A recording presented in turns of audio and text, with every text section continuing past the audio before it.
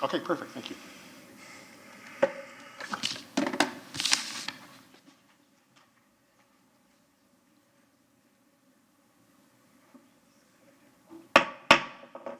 Good morning, everybody. We will call to order the March 23rd, 2021 special work session to order.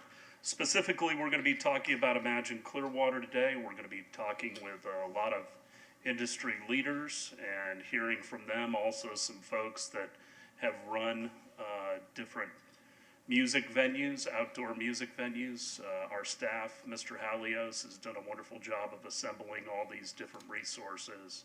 So with that, I'm going to turn it over to Jim Halios, our Parks and Rec Director. Thank you, Mayor. Good morning, Mayor, Council. Jim Halios, Director, Parks and Recreation. The structure of today's work session is going to be based on having dialogue with different partners throughout the industry. So we have representatives here with us presently from Ruth Eckerd Hall, the CEO, Susan Crockett. Also from Ruth Eckerd Hall, Bobby Rossi, who is the Executive Vice President of Entertainment. And then also we have George Purley from AEG, Director of Production, John Valentino from AEG, the Senior VP, and also representing ESI Production Services to answer any technical questions. We have Eric Cilirio. And then on the phone joining us remotely is St. Johns County. And representing St. Johns County is Kari Baker, the booking manager, and Gabe Pellissier, the St. Johns County General Manager. Then also on the phone is Joe Neiman, who from Live Nation. He's the Senior VP of Venues. The way we're going to have the discussion structured today is St. Johns County will go first. There'll be some dialogue with some questions on how, as a governmental entity, they run their amphitheater and their different, I wouldn't say restrictions, but different models to look at. And then we will open up the discussion from different management partners on how they operate and see not only our venue, but their experience running different venues. And then from that, we'll move on to the Conservancy discussion. Really what we're looking for in an outcome today is to get direction on how we want to move forward. How is this management structure allowed to move forward through the charter restrictions? So we have Assistant Attorney Michael Fuino here to answer those questions, along with Pam Aiken, our City Attorney, because that will shape the formation of how we decide to move forward with an agreement. So we're going to need that type of structure. So ultimately the outcome that I'm seeking from Council is how do we move forward with the structure in place. So we need a recommendation on the type of management structure we need, and that will formulate next steps. And with that, I'm going to turn it over to Chris Cook, who will converse with St. Johns County with some prepared questions that we have, and then we'll open the floor to Council to address St. Johns County.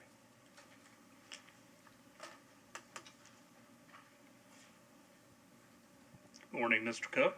Good morning, Mayor and Council. Chris Cook, Senior Manager of Athletics and Events for the City of Clearwater in the Parks and Recreation Department. Thank you, Gabe and Carrie, for joining us. They're from the St. Augustine Amphitheater.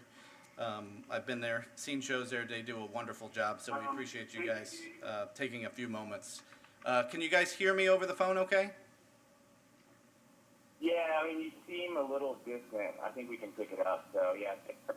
Okay, I can speak a little bit louder too. So the first question for you guys this morning is really just based on the style of structure of how your organization works. Would you consider yourself an open venue? And with that, how do you structure deals, fees, ticket surcharges, food and beverage? Just kind of encapsulate how you operate and structure your venue. We are definitely an open venue. We welcome any promoter. We'll work direct with artists as well. We have full operational control with the calendar, and also make every operational decision as far as what product we sell here.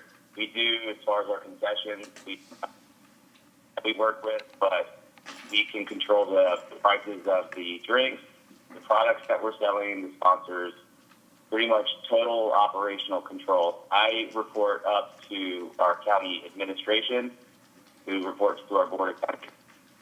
We have, give or take, about 20 full-time employees between both facilities. and we do about 188 events.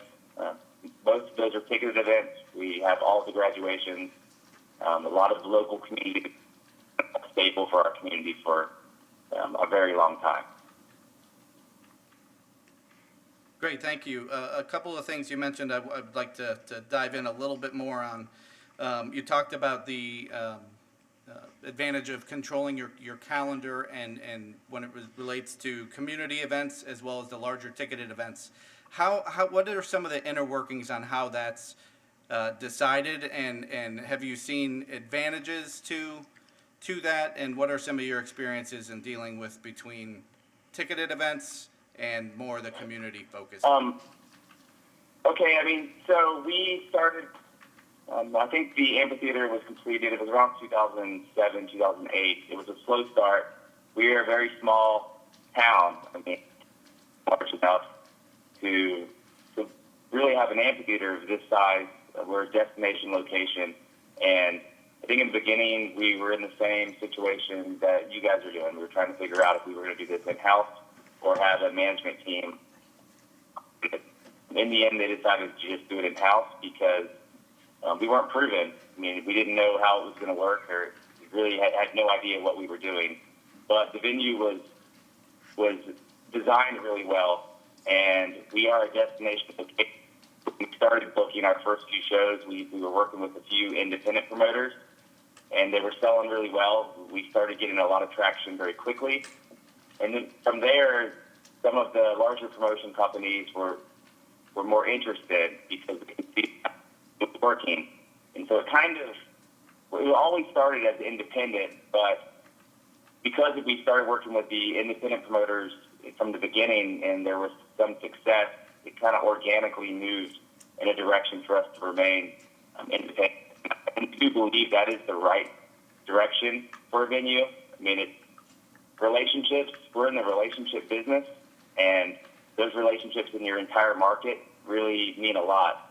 And this is a business that it ventures into 250 miles away, and you have to work with other states, other venues, and the promoters that we work with are a really important part of this. But we want to make sure that our amphitheater, that we pretty much just follow a mission and our core values on decisions that we make, provides the right platform for people to express themselves, and every promoter could provide some sort of experience that would be good for our town. One of the comments you also made is about having, I believe you said 20 full-time employees. Can you talk a little bit about how you got there? I know you said you've changed things and you've adapted over the years you've been open. Can you talk a little bit about the staffing model you have, and then also how that relates to the overall revenue versus expenses, as you're obviously having to manage that to the best of your abilities, but what are how that staffing cost plays into the overall revenue and expense goals? Okay, Chris, I think that you said you were wanting to discuss about staffing and how we got to where we were at. And I'll answer that question, and then I couldn't hear the rest of it, but afterwards, if you have any follow-up, I'll answer those as well. But the staffing, that was a very painful process for us. I mean, it was definitely a cart before the horse situation. And we had a team of people in the beginning. There was only 3.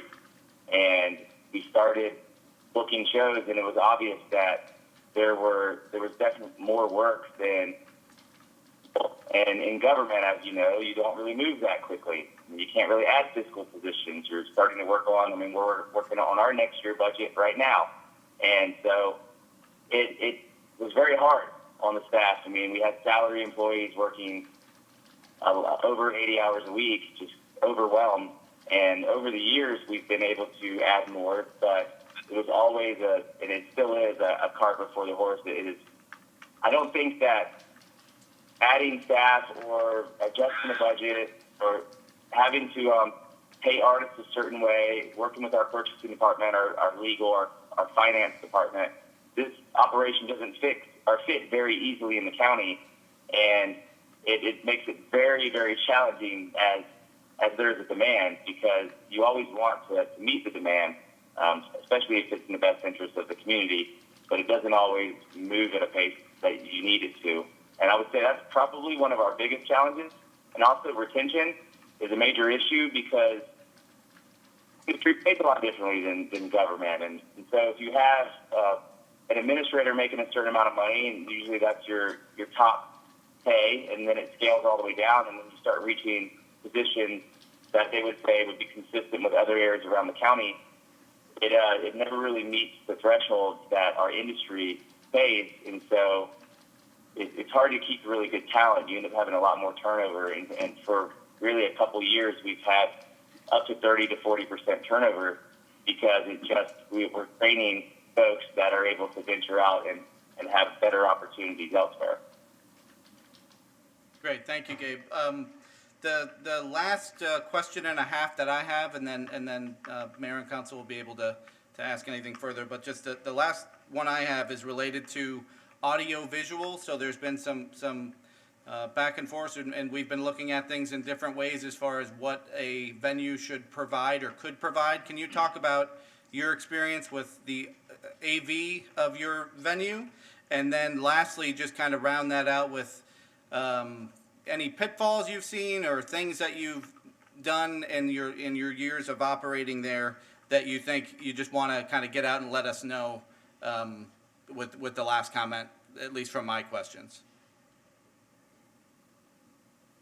Okay, Chris, I heard the first part again. Sorry, I will.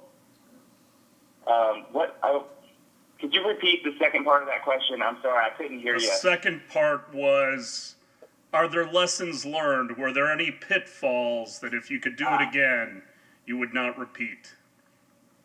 Okay, great. Those are two fantastic questions, and they actually correlate with each other. So when the amphitheater was built, and pretty much every project that I've seen, there reaches a value engineered portion of the project. So we're going to try to make some cuts. And audio video is a very good thing to review because from our experience, you don't really want to get into the audio video owning business. And so if we ended up buying a system that wasn't a really good fit for here, and it's amazing over the years looking at riders and recommended equipment, how things change.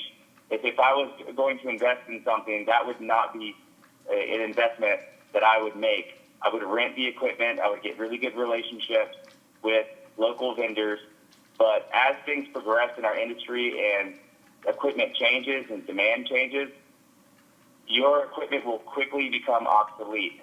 And so you'll end up renting it anyway, and it ends up costing more in the long run because you have to remove the equipment to install the other equipment that they need. So for my recommendation, I would get a portable system that's really easy to hang, have a few really clear, easy hanging points that you can do it in-house if you need to for a small speaking engagement or a graduation.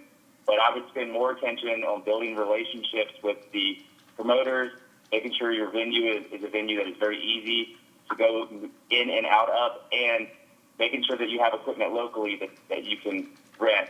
Lesson learned for us, there are a lot. I mean, when you're building a venue, I mean, in hindsight, I could make a lot of changes, but it is very important to not skimp on areas that could have a lot of capital maintenance.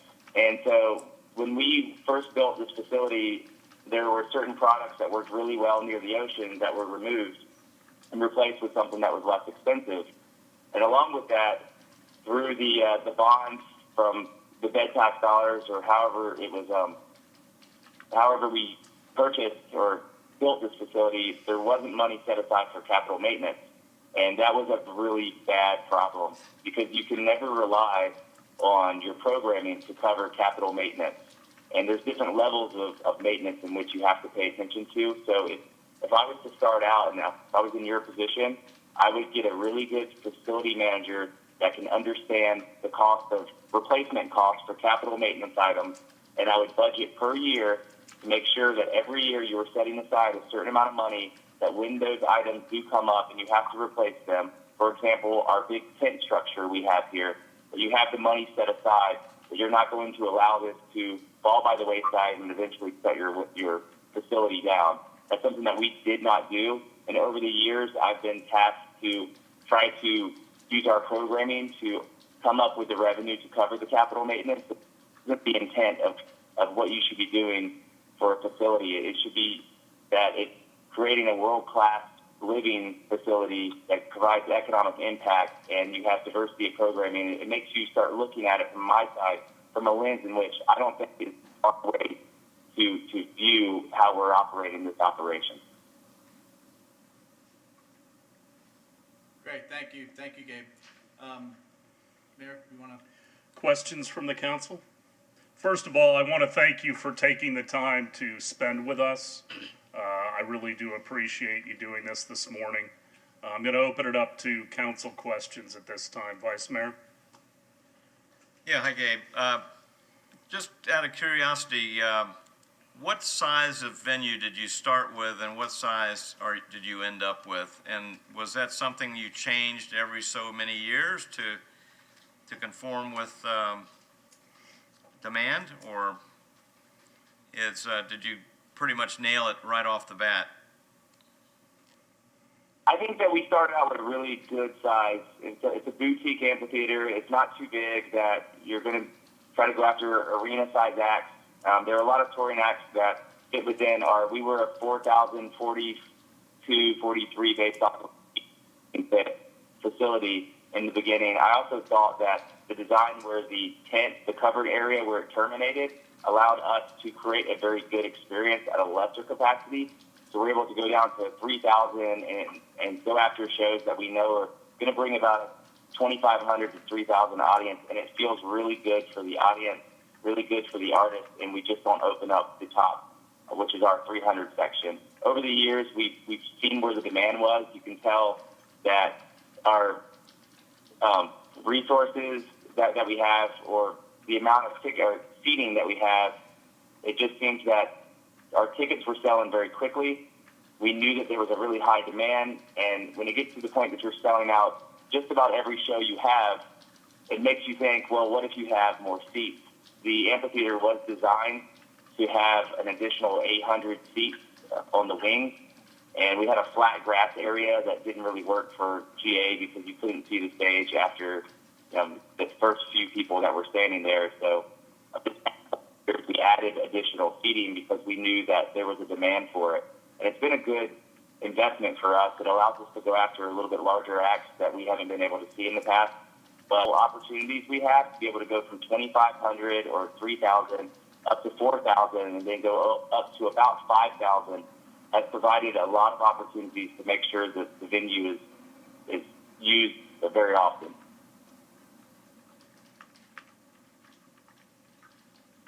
Thank you. Councilmember Hamilton? Gabe, talk about your side of the revenue on this. How, what is your normal percentage of the ticket of the gate?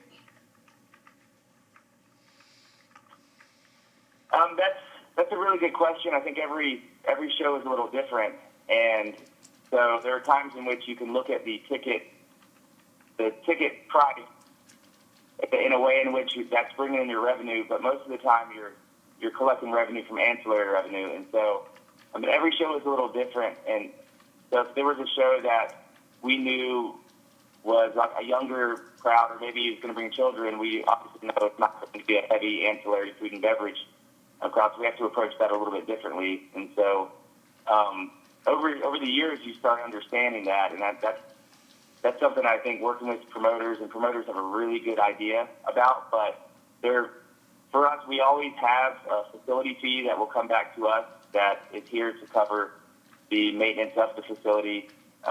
We do collect parking, food and beverage, merchandise. There are things that you can look at and tell right away, and almost based off of a genre or a crowd demographic, how much you will make price per head. But it ranges.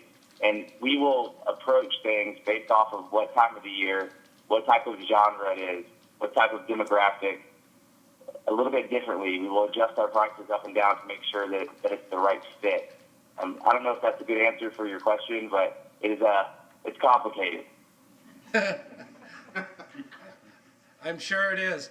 I've been to your facility for a Flagler University graduation, and it is a very, very nice facility. What about, you all have in-house, on the grounds food and beverage, but when you have a really big event, do you have outside food and beverage come in as well? And do you get any revenue from those vendors? Okay, so we outsource our concessions through a company that's actually down in South Florida by the name of PCI. We have a really good relationship with them. They handle all of the concessions. They have the license and the liability, and then we control and work with them and make sure we provide a product that we're very proud of. At our facility, we try to keep and maintain a local presence for all of our vendors, our businesses. We have our local distillery, we have a local brewery to make sure that we use their product. And so they can, of the show, increase their point of sale locations or decrease them, but we always make sure that we follow a certain ratio of people per point of sale location. And we prod them a lot, because we want it to be perfect. We want to make sure the product is perfect. Our price points are incredible. Our food quality is the best. That's something that we control, pay a lot of attention to, but we outsource that part of the business. And I'm not totally sure. It is so challenging to have this operation without that part of the business to run through the county. I think it would drive me crazy if I was actually in the county and having to pay attention to every detail of that component of our operation. Okay. Councilmember Bunker. Do you have the same problem that we have here, where people can't carry guns into the venue? That's a state law. So that's a very good question. So the gun rules are always something that's very scary in government, because it is obviously something that is very protected. And so, but the way that it works for us, if it's a ticketed event, it becomes a private event. And a private event has different rules. And there's also restrictions for alcohol. So the way that our venue is set up is that revenue first come in the gate, there is a point of sale location for food and beverage. So it makes it, the interpretation of the way that our venue is that it is not allowed, because it's an event, and also there are enough bars in place that you can't really come in the facility without passing a bar. There are times in which we have a public event and there aren't bars, and yes, weapons are allowed in if it's a public event, just like it would be in every area, except for if it's if it's a graduation, it falls under the school's guidelines, and there are some restrictions to that, but you just have to be able to communicate that part of it really well and make sure your legal is reviewing it and you're approaching it in the right way. But that's where we have landed here, and it seems to be consistent from other facilities.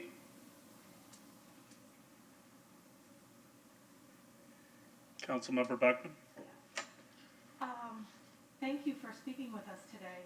So I have a couple of questions. Is the amphitheater as a whole a revenue generator for your city, or do you subsidize it? How does the balance sheet look at the end of the day? So yeah, we're asked to be financially sustainable. We do not have our budget isn't fed through the general fund. We're a special revenue fund. But I guess that depends on who you ask. If it's a revenue generator, we are currently being tasked to try to cover our capital maintenance. And there was a lot of deferred maintenance in the beginning through the recession. So I don't think that there's any ability. There's always things that need to be done here or need to be paid for. And so if you ask someone, if this is a private business, if we're covering every single expense, including deferred maintenance, the answer would be no. That would be a pretty tall task.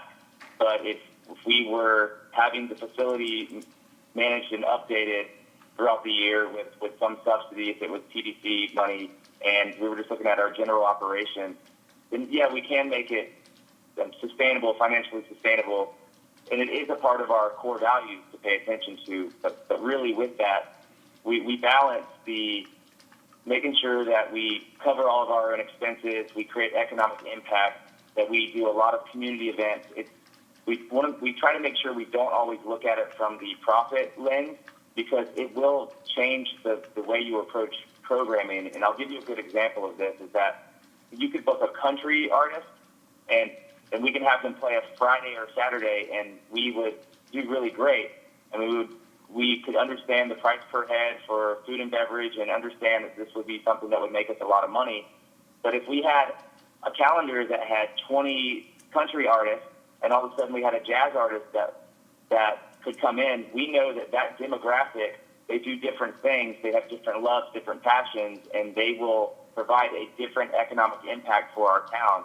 And so instead of looking at it from a point that we're just going to collect and try to capture that revenue, we put on the hat that's like what makes sense for the diversity of programming and what makes sense for the town. And being able to do that I feel like, is the right approach. Making sure no matter what direction you guys go in, that you have a mission that's specific for this venue, you understand the intent of the venue, you write core values, you understand your decision-making process, the decision-making process of the constituents, the relationships, understand what drives them, how they're successful, how they're measured, and make sure that you openly communicate what you guys need for a successful venue to make sure it's the right fit for the community, and always go back to that decision-making priority approach and core values and mission statement for the reasons why you make decisions. If you can do that and follow that every single time, you will have a successful venue, because it will prevent the concern of having to chase a dollar to be the number one concern that you're worried about day in and day out. Thank you. Can you tell me, do you charge for those community events like graduations or things that residents would, if they had a talent show or something like that? Do you charge residents or nonprofits in the community to use the venue? That is a very good question. We have a non-for-profit rate that, yes, we do charge. We try to cover really our internal costs. I mean, this venue is here for the community, and there are a lot of fundraisers that are out there that use this facility. So we have a not-for-profit rate. When we get into some of the graduations that move into interlocal agreements, and it gets a little more challenging, because we want to make sure the facility is available. We feel like people that live in St. Johns County should be able to graduate in St. Johns County. But over the years, it gets a little more and more expensive every year. Sometimes their budget doesn't really align with the cost of what it takes to put on an event. And we honestly just try to do whatever we can to make sure that event stays in St. Johns County. We think that those events also provide economic impact, even if it's not lodging related. We know that after a graduation, the majority of people go to a restaurant. So we want to make sure it happens here, but it is a constant struggle financially to try to fit it in the box here, because it always seems like it's never budgeted correctly. And it's going from one government entity to the other. Really, the outcome tends to be, let's just try to get this done the best we can, all working together.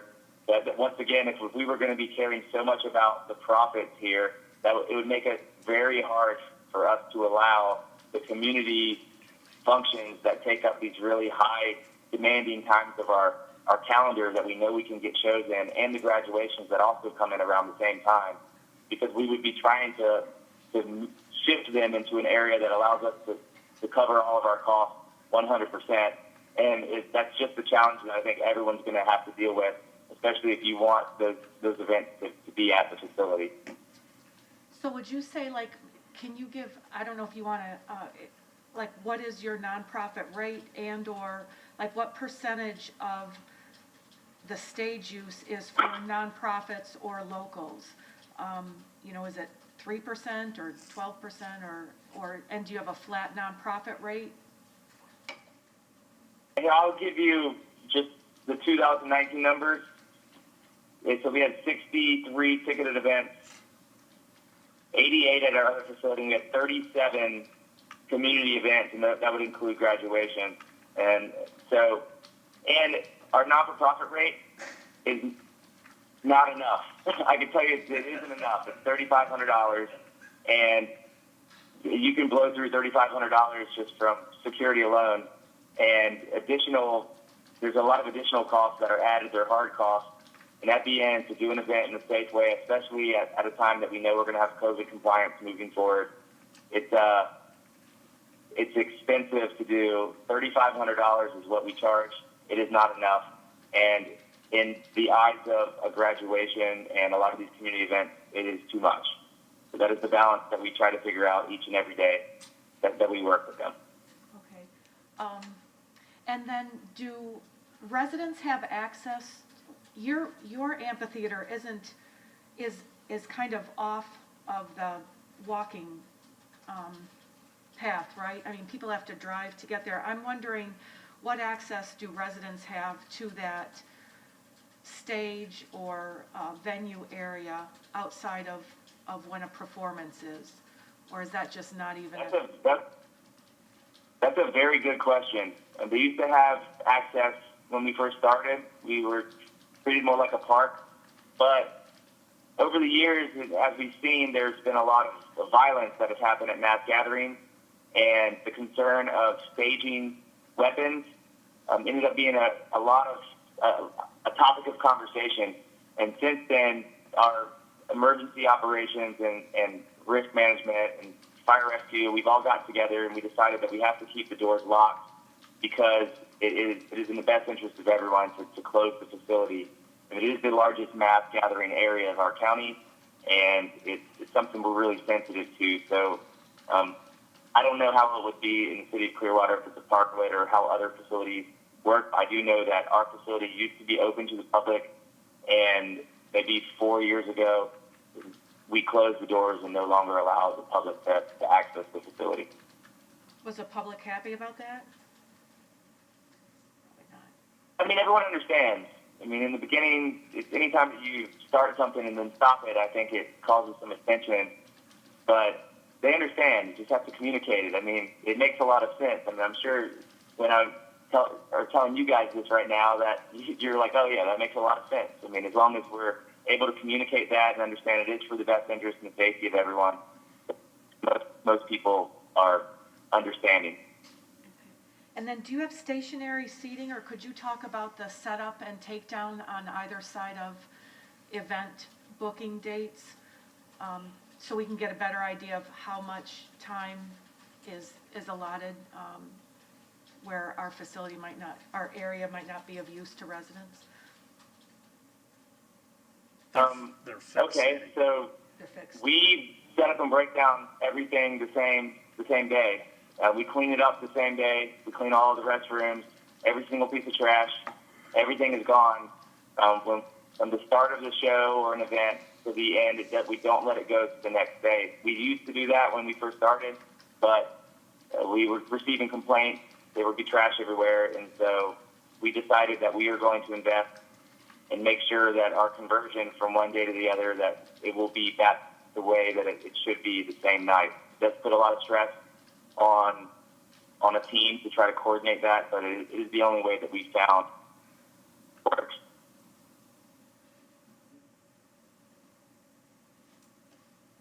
I think that's all I have for right now. Thank you. Chris, you had something else? Yeah, Gabe, you had mentioned 37 of the nonprofit rate events, and then earlier you gave a number for the overall events that you do. Can you break it down a little bit? So 37 nonprofit, how many roughly ticketed events do you do?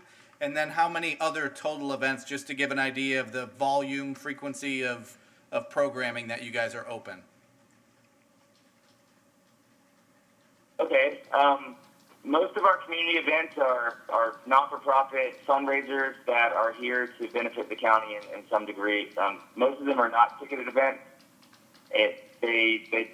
In the beginning, we had people wanting to put on concerts, and I think after doing a couple or one or two, they quickly realized that this isn't a business that works for trying to fundraise. And so I'd say most of them are, if we have a ticketed event that is not an event in which we are promoting, it would be a private rental, and we don't really allow those either because we worry about the integrity of our facility being impacted by someone else making decisions. And so there are a couple artists out there that the only way that they tour is a rental, and it's well known that this is how they approach things. And from those folks we'll work with because they've been doing this for years. But yeah, most of our community events are not ticketed events. We have a lot of conversations about ticketed events, but in the end, when we start putting together a performa and helping educate them on what it takes to put on an event here and the cost, and making sure that we always make sure the event is safe, and we do control certain elements of it no matter what. So we have to make sure they have enough people here to make the event safe and a positive experience for both the artist and the patron. And so once we get to the brass tacks of numbers, it tends to point them in a different direction because it is very challenging to do an event the right way. I think what we're trying to rectify is, I thought I heard you say you had 188 events. And then I heard you say 63 ticketed events, 37 not-for-profit So we have- events. What are the balance? We have two facilities. We have two facilities that we manage total between our entire staff. And we sent some information on that a couple of weeks ago, and we can try to get that to you as well. But at the amphitheater itself, specific, we have 63 ticketed events. Those are events that are just like your standard concert. I mean, a year on average, and it can go up or down based off of who's touring that specific year. And with it, we have a litany of community events that are here. Most of our community not-for-profit events do happen here at the amphitheater, and those are signature events that have happened year after year. And I'm sure the City of Clearwater has the same signature events, and we feel like they're really important, and we do our best to try to make sure those things are successful. So what is the other facility that you're managing? We have a concert hall. It's a flat floor facility that can be either around 800 standing or 480 seated. It would be equivalent to the Capitol Theater size. We actually route a lot with Capitol Theater over in your area. So how many of those employees that you talked about, the 20 employees, they're split between the two venues? We have 2 full-time employees at the facility, and they're mostly production and operations.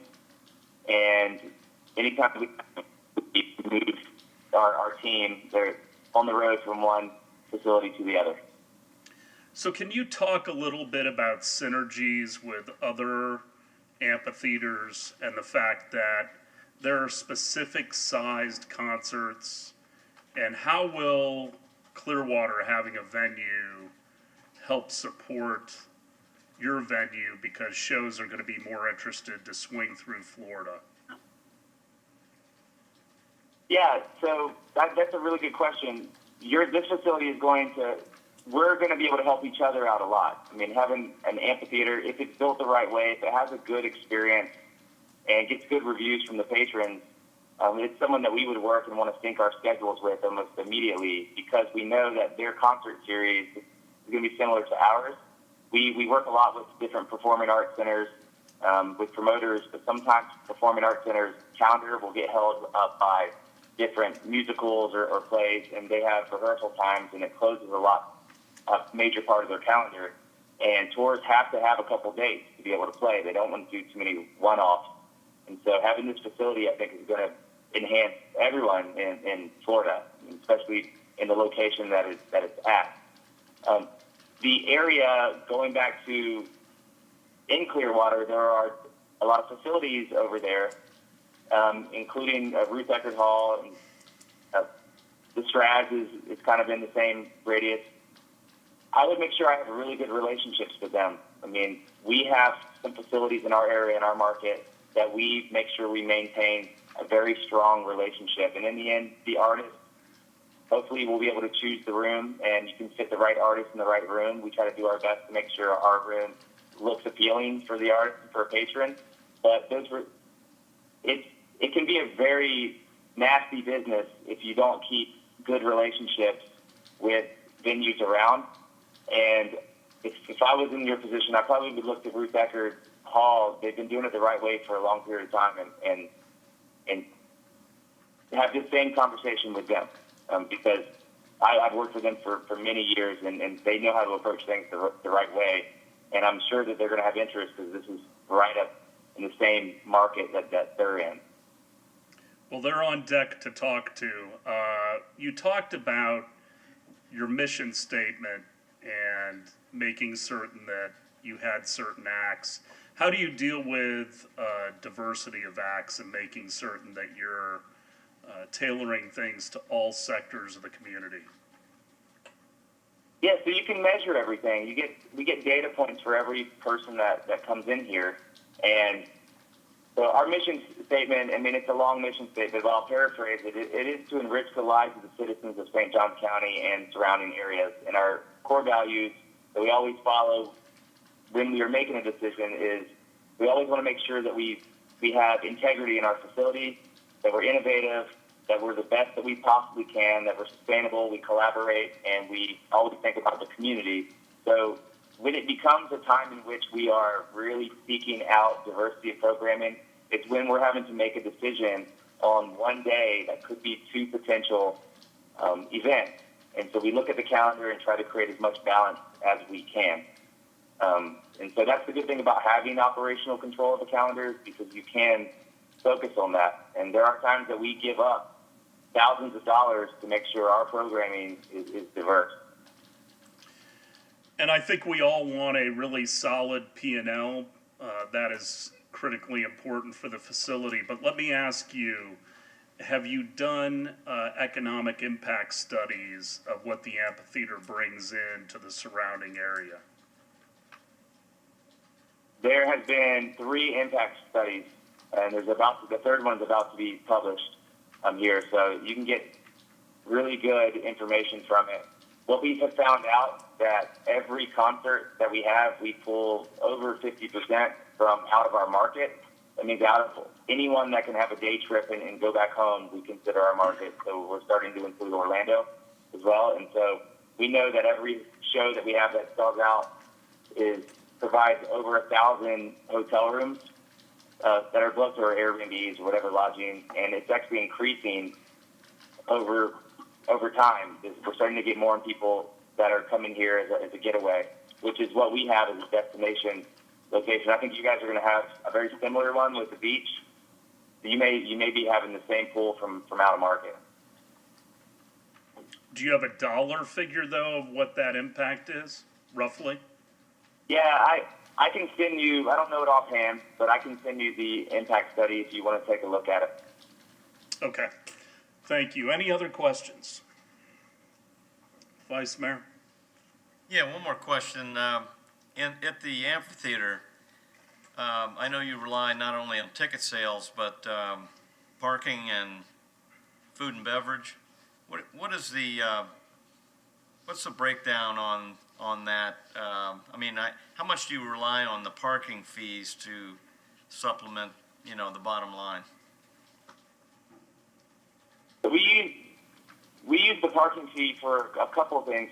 We don't have enough parking. We have 300 spots, and if you average 3.2 people per car, which is what our average has been the past 5 years, we need around 1,200. And so with that, we've had to rent outside lots and then transport and have security and manage it and insurance and rent the facilities, rent the lot, so it ends up being expensive. So a lot of our parking fee outside of our 300 parking lot is covering the cost of that operation, and that's just to keep people out of the neighborhoods. And so that, I guess, does that answer your question? I can give you a kind of a price per head if you want to see it, of how much money is made per head based off of parking and every ancillary revenue we have. I did that analysis a couple years ago, so I can send you what I have if that'll help. Well, I was just curious to see if parking played a big factor in, the bottom line. So basically the parking doesn't, but food and drink does, doesn't it?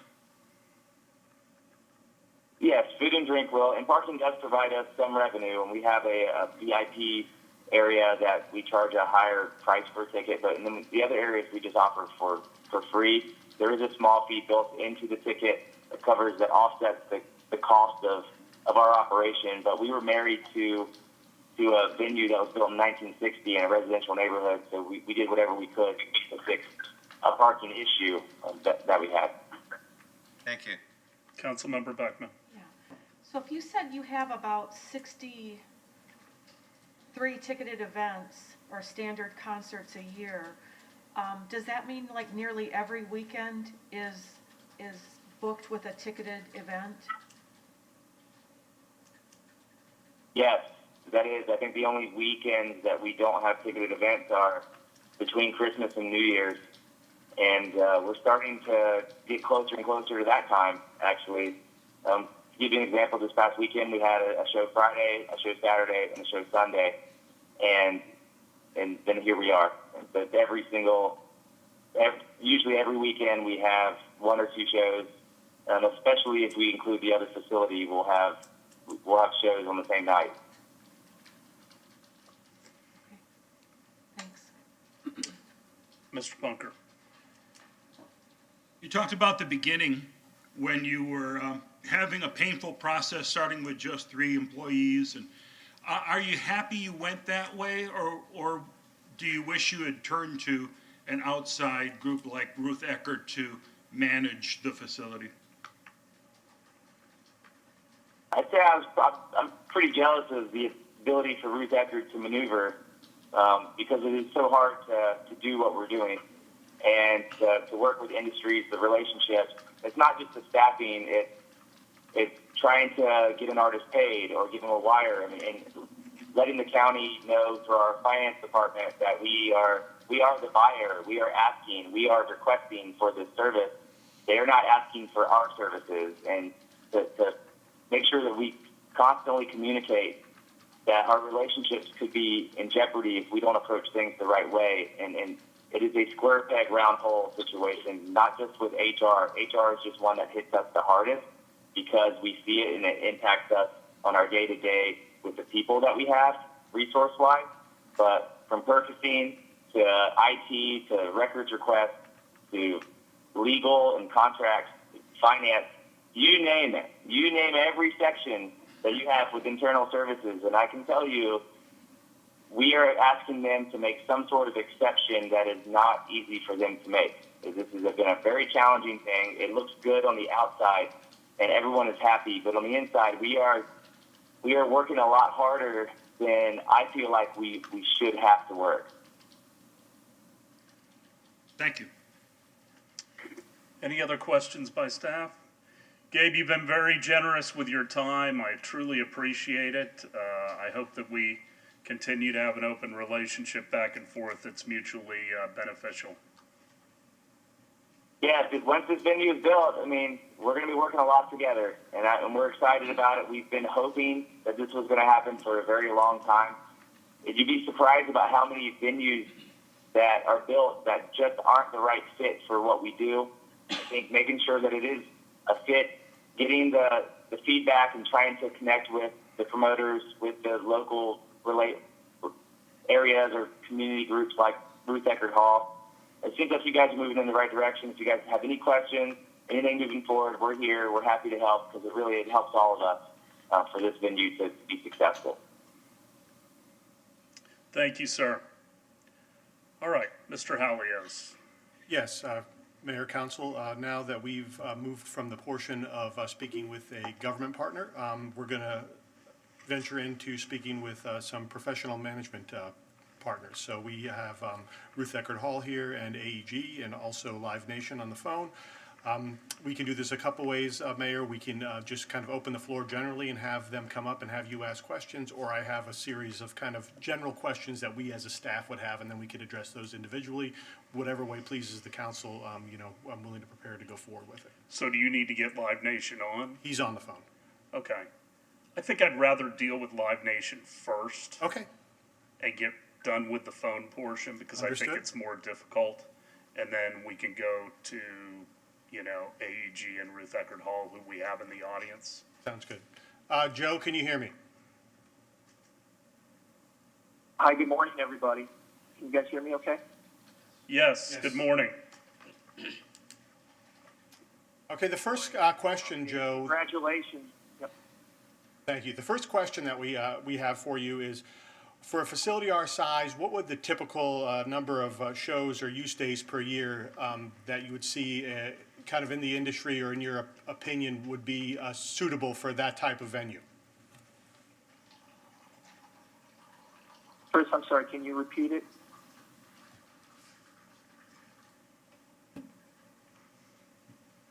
Yes, Joe, Jim Halios. We're wondering, for our size venue, what are the typical number of events/use days per year that would be suitable for a venue of that size? And if you could expound on that, and then the mayor and council will have follow-ups for you. Thank you.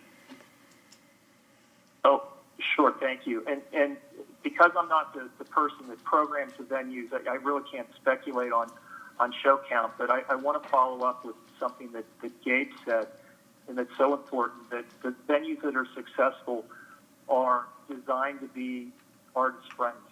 And, you need to put time into making sure that the rigging can accommodate the touring productions, that the load-outs and load-ins are easy, that the dressing rooms are comfortable, that, you have great catering, and there's no awkward restrictions. And when you walk into the backstage at St. Augustine Amphitheater, you feel good, you feel like you're at home. So making sure that the venue is artist-friendly is critical to being successful and to having a successful show count. In perspective, it's a venue in Tampa that we operate, the Florida Credit Union Amphitheater. We're doing approximately 30 to 35 shows a year. And how many employees do you have over there? We have approximately 20 full-time employees.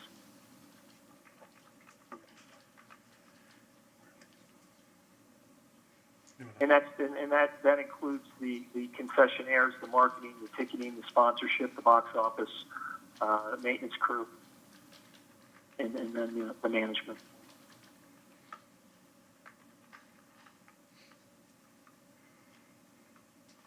All right, thanks, Joe. And next, kind of speaking to your history of operating agreements, how does exclusivity work when operating a venue such as this? We heard from St. Johns County about having an open venue. What does a partnership look like? Not just so much with Live Nation, but in general, having a partnership with a promoter. Yeah, Chris, it's always been our understanding that, the venue in Clearwater would operate and be open to all promoters. And we hope whatever course the city takes, the venue is open. We operate venues and manage venues exclusively in West Palm Beach and Tampa.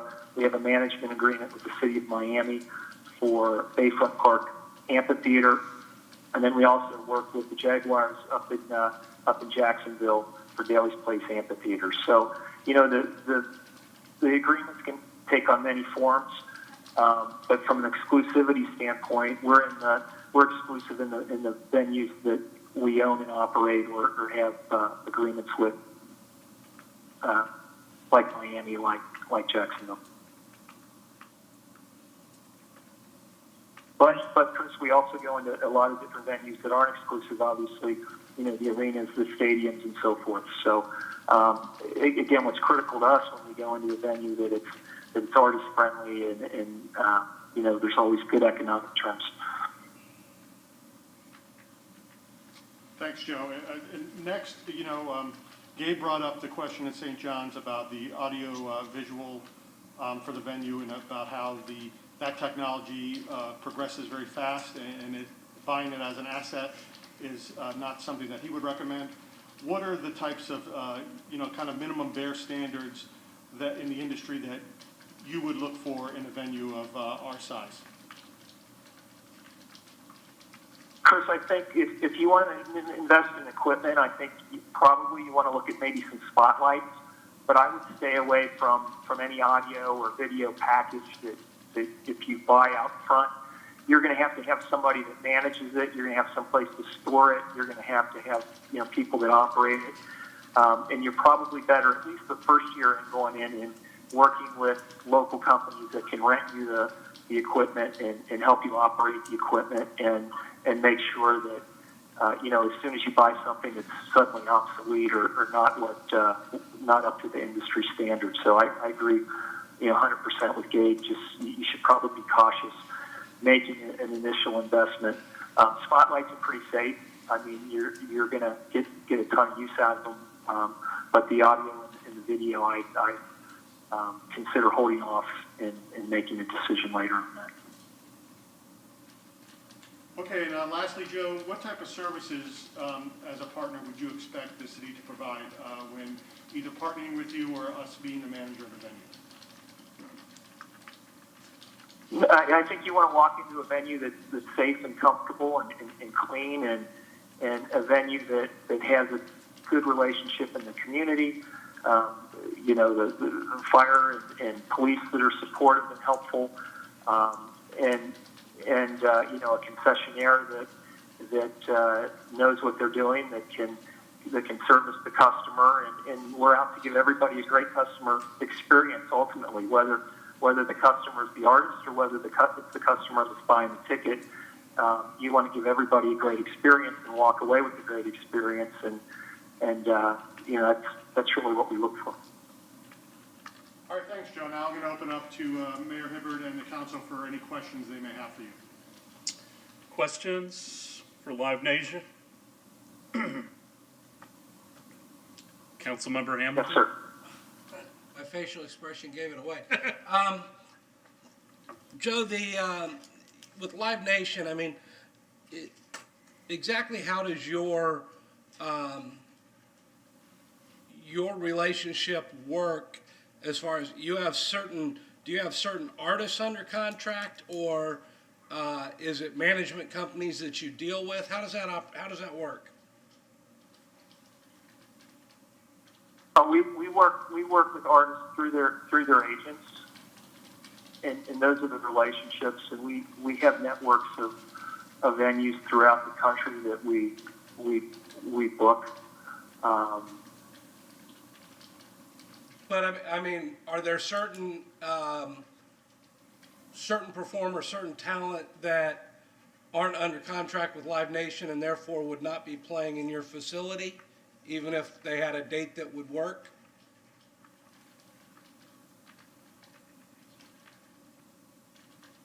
Yeah, no, we try to bring the artist into the best building that we possibly can. So we have people that's what they do, is they manage the relationship with artists, and then we put together tours across the country, and we'll work with the artists and their management to find the right facilities and the right play and the right markets for the artists.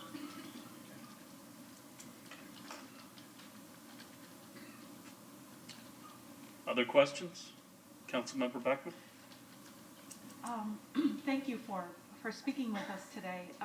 How far out do you book artists, and would you be in charge of navigating a calendar and booking for community events and nonprofits as well as artists that come in? Are you asking a question as an operator? In the venues that we own and operate, we do hold the calendars, and we do certainly manage the calendars there. Okay, and the ones where you hold the operational contract, do you book more than 30 to 35 shows?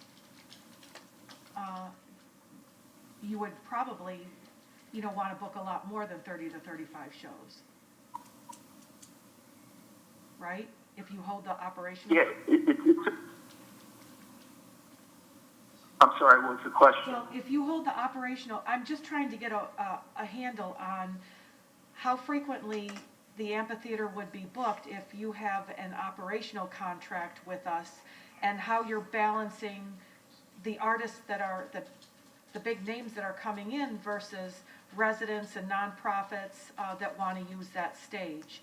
And, you know, where the gentleman from St. Augustine is booking it every single weekend just about. You said that the one in Tampa, you're booking like 30 to 35 shows at a venue in Tampa, but you must not hold the whole operational contract there, right?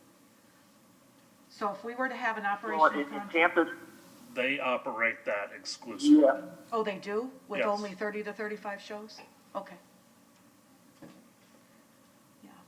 so yeah, and in Tampa, there's a carve out in the first quarter for our landlord to hold the Florida State Fair, obviously, and then there's other carve outs in other venues for landlords and so forth that will allow, you know, to do community events and then other things. Okay. You know, when we program the amphitheater, it might be a little different from Gabe's programming, where we probably don't have as many community events. You know, the graduations will go to the fairgrounds and then other places. So he's got other activity, and every venue is certainly different. Thank you. Are you familiar with any municipalities that run a venue of your magnitude? I'm sorry, Chris, can you repeat? Are you familiar with any venues that are run by a municipality that are of your magnitude? A venue that's a municipality? That is run We by operate. a municipality rather than outsourced?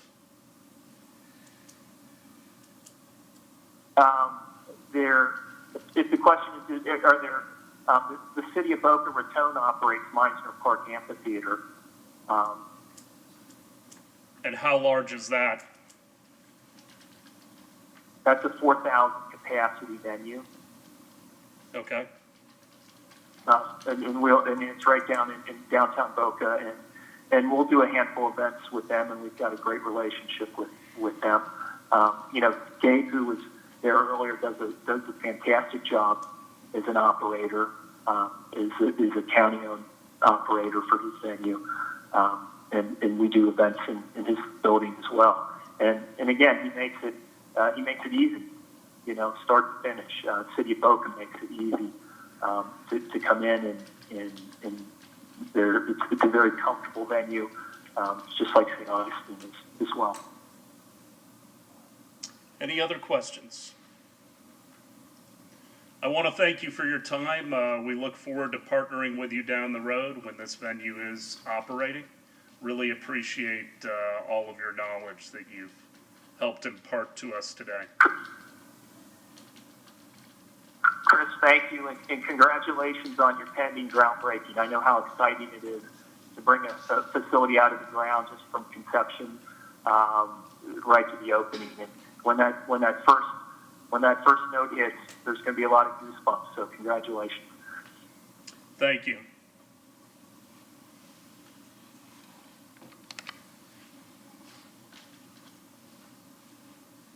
All right. Would we like AEG to go first or Ruth Eckerd Hall? Why don't we go with Ruth Eckerd Hall and let AEG that clean up? Okay, perfect. Then I would like to introduce to the podium Susan Crockett and Bobby Rossi to answer some questions regarding the management of the venue and kind of some best practices from the industry.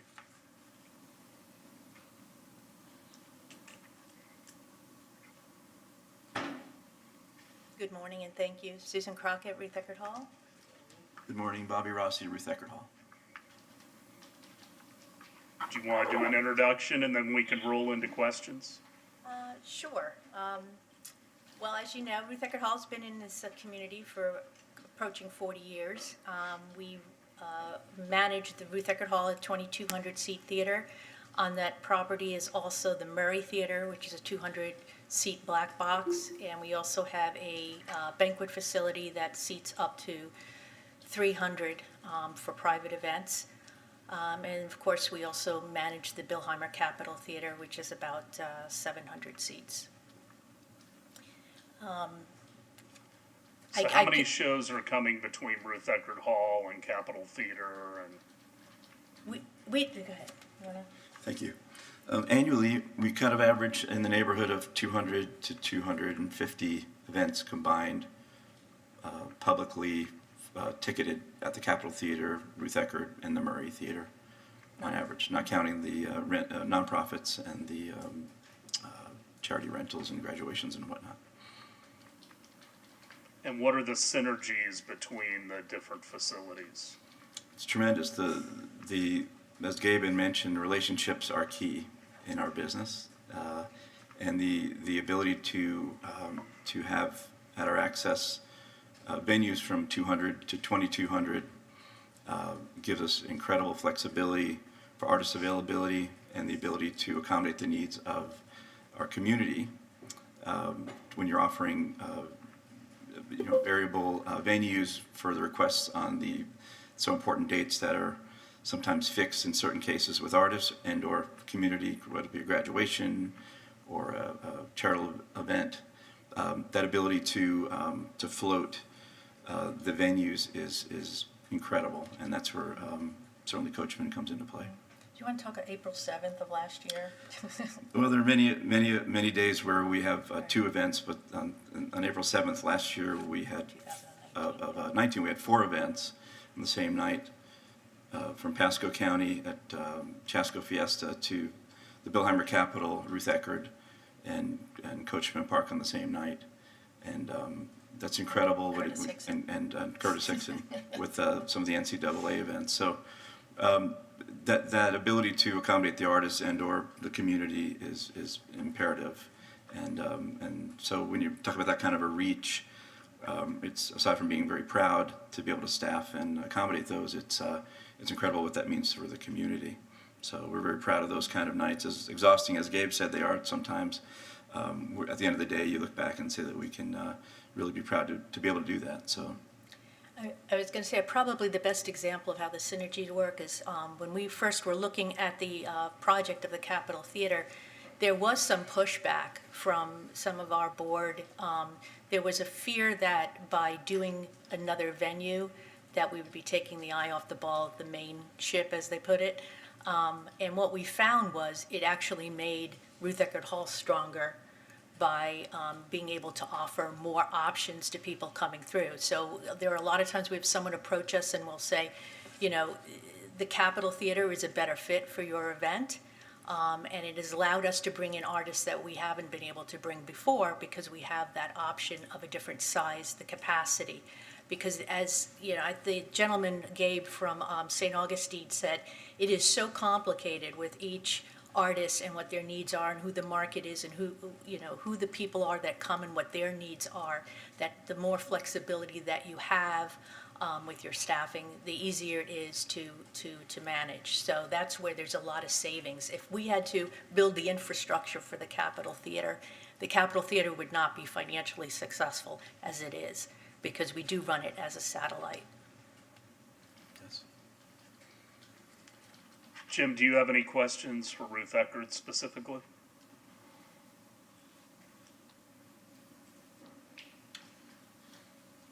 A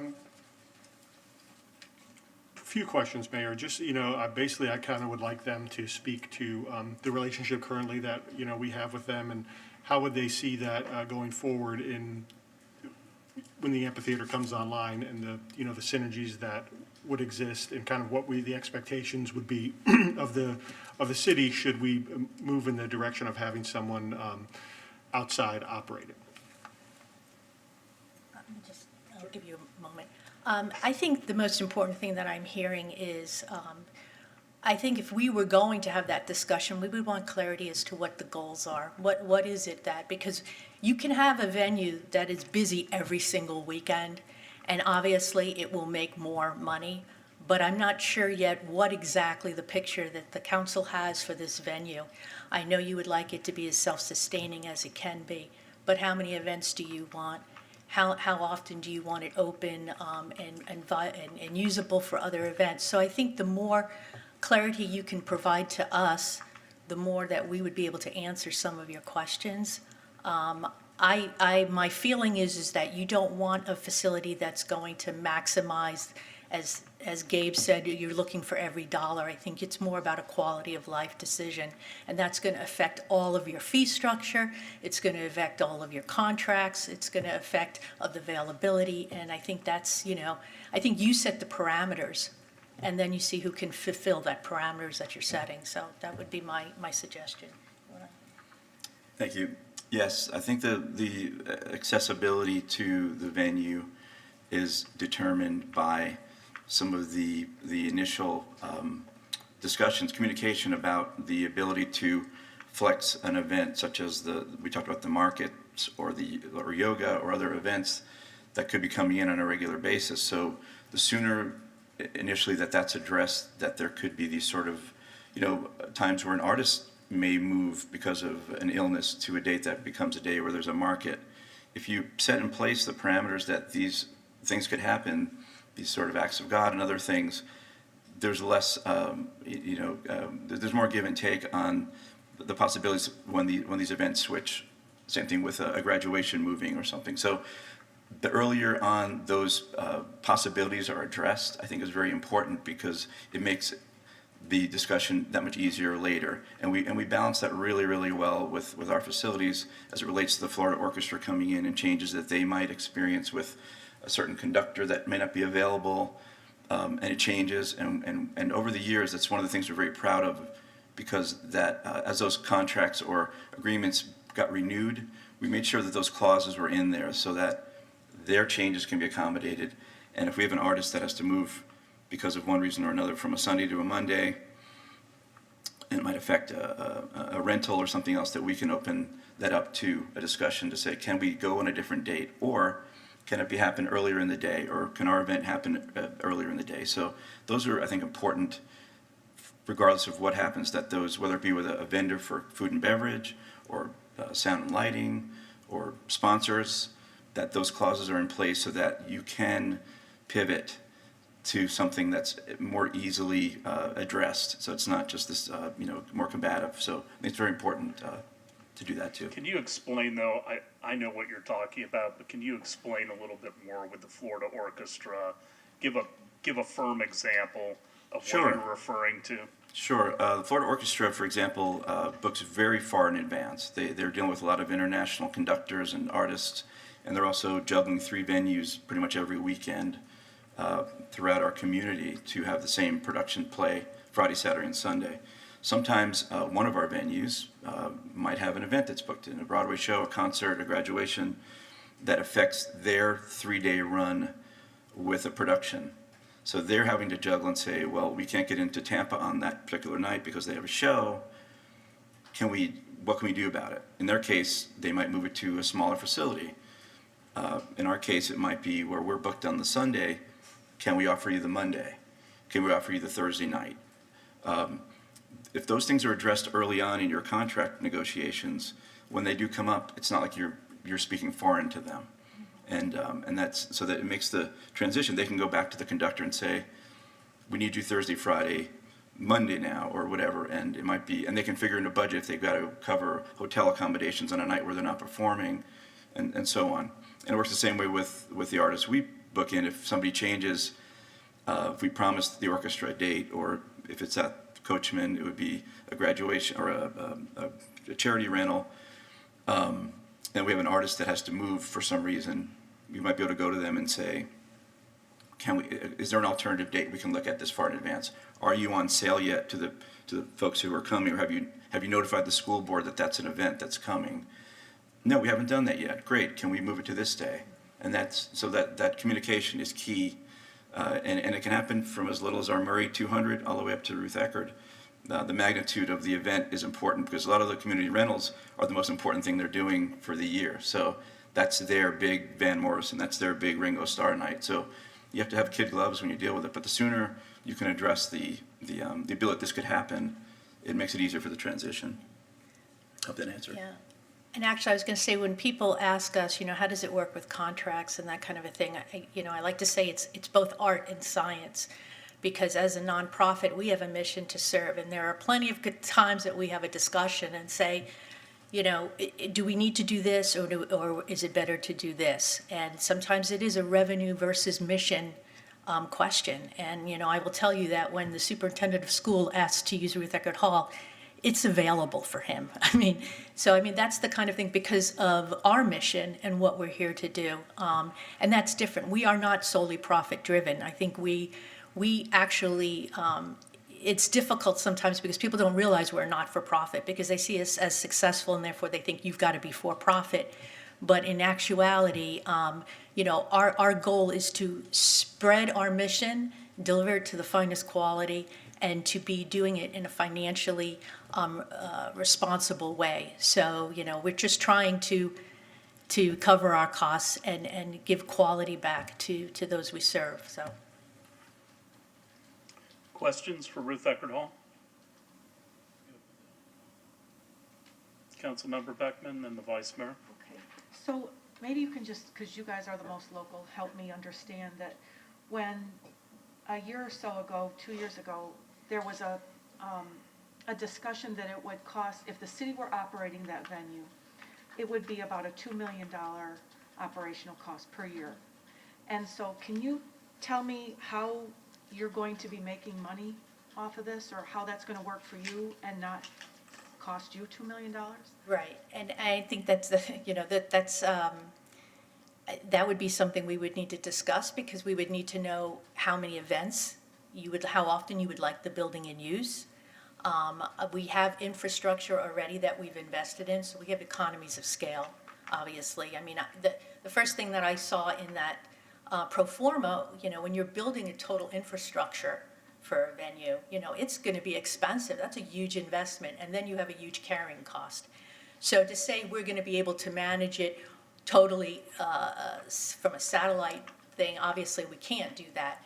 But to know what are the parameters that we're allowed to operate under, then we would look and say, because I know there's going to be priorities that other venues may not have, like community use and diversity. And how do you make tickets affordable? I've had that discussion. How do you make tickets affordable to people who it's out of reach? So I know that there are going to be goals that you have for that venue that may be different. And so we would need to know that, and then we would need to be able, then we would have a discussion of, how do we do this? I think one of the things that Gabe hit on, which is so important, is, for us, the reason we can do certain things or we can get certain pricing is because we have flexibility.